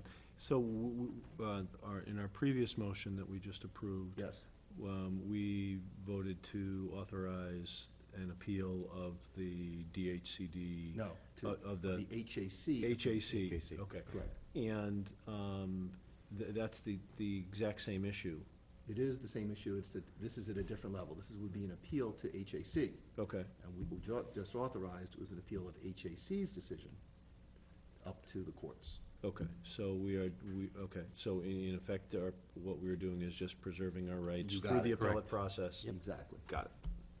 So is there such a motion? So moved. Is there a second? So seconded. Okay, all in favor? Aye. Okay, it's been approved. Perfect. And Mary, if you could notify town council that they are authorized to appeal to HAC the determination of DHCD in the SEB Hingham LLC matter. Very good. Uh, We were gonna talk about maybe getting an alternate involved sometime soon, Yeah. since you guys have been going pretty flat out for the past few months. If you would like to, So this is for which take a hearing? break? Yeah. This would be for June 19th, which you're gonna have 60 Sharp Street on now. You have the dock and the shed, and then 60 Sharp Street is on at 9 o'clock. So the only someone could come one in late. that I would have to do would be 60 sharp? Right. Is that right? Right, and I think we just did that at 9? Right, at 9 o'clock. You gotta show up at 9. I know. Yeah. What about you? You want to come? The whole thing? I'll do the whole thing, because my, I start doing teaching, and I got some vacation in August, so my end of August is gonna be, I'm not gonna be around much. That's what we just heard from Yeah. the chairs, I'm not gonna be in about. New Zealand the end of August. Oh, okay. So we may not have any meetings.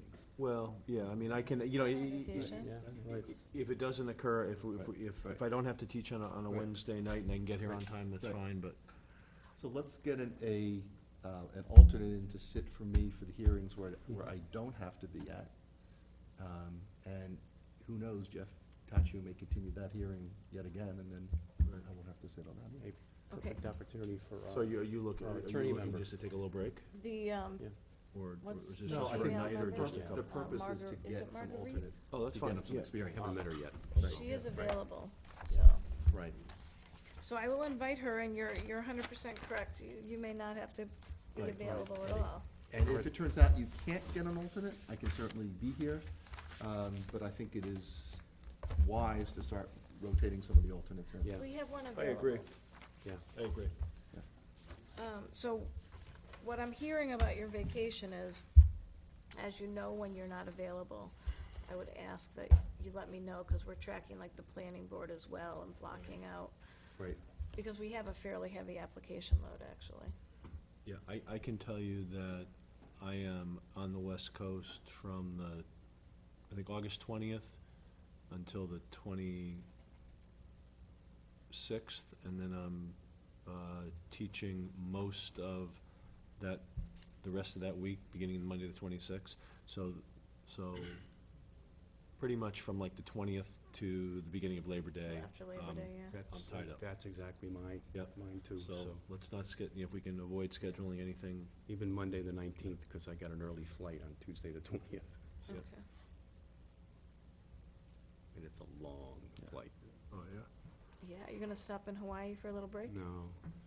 San Francisco. That'd be nice. on the way I out. always said if I went to New Zealand, I'd lay over in Hawaii just to break it up. Get it done. We get there like 2 days after we leave. It's crazy, but anyway. Okay. All right, thank you. Anything else we need to cover? We do I anything in believe minutes? that we're all set. We could deal with these last. Are you comfortable, as a matter of fact, as I have minutes drafted, me emailing them to you, or do you like them in your packet? Emailing works for me. Yeah. Emailing is fine. Yeah. Yeah. Okay. Yeah. If we have any changes, we'll just send it to you. Yeah, certainly, or we can Right. discuss it the next time I Right, see right, you. yeah, yeah. Thank you for saying. Excellent. Thank you, And let me gentlemen. make sure I get all your Oh, pieces so of I would paper. propose a motion that we adjourn. So moved. All in favor? Aye. So now you can, he was waiting for our cue. Yeah.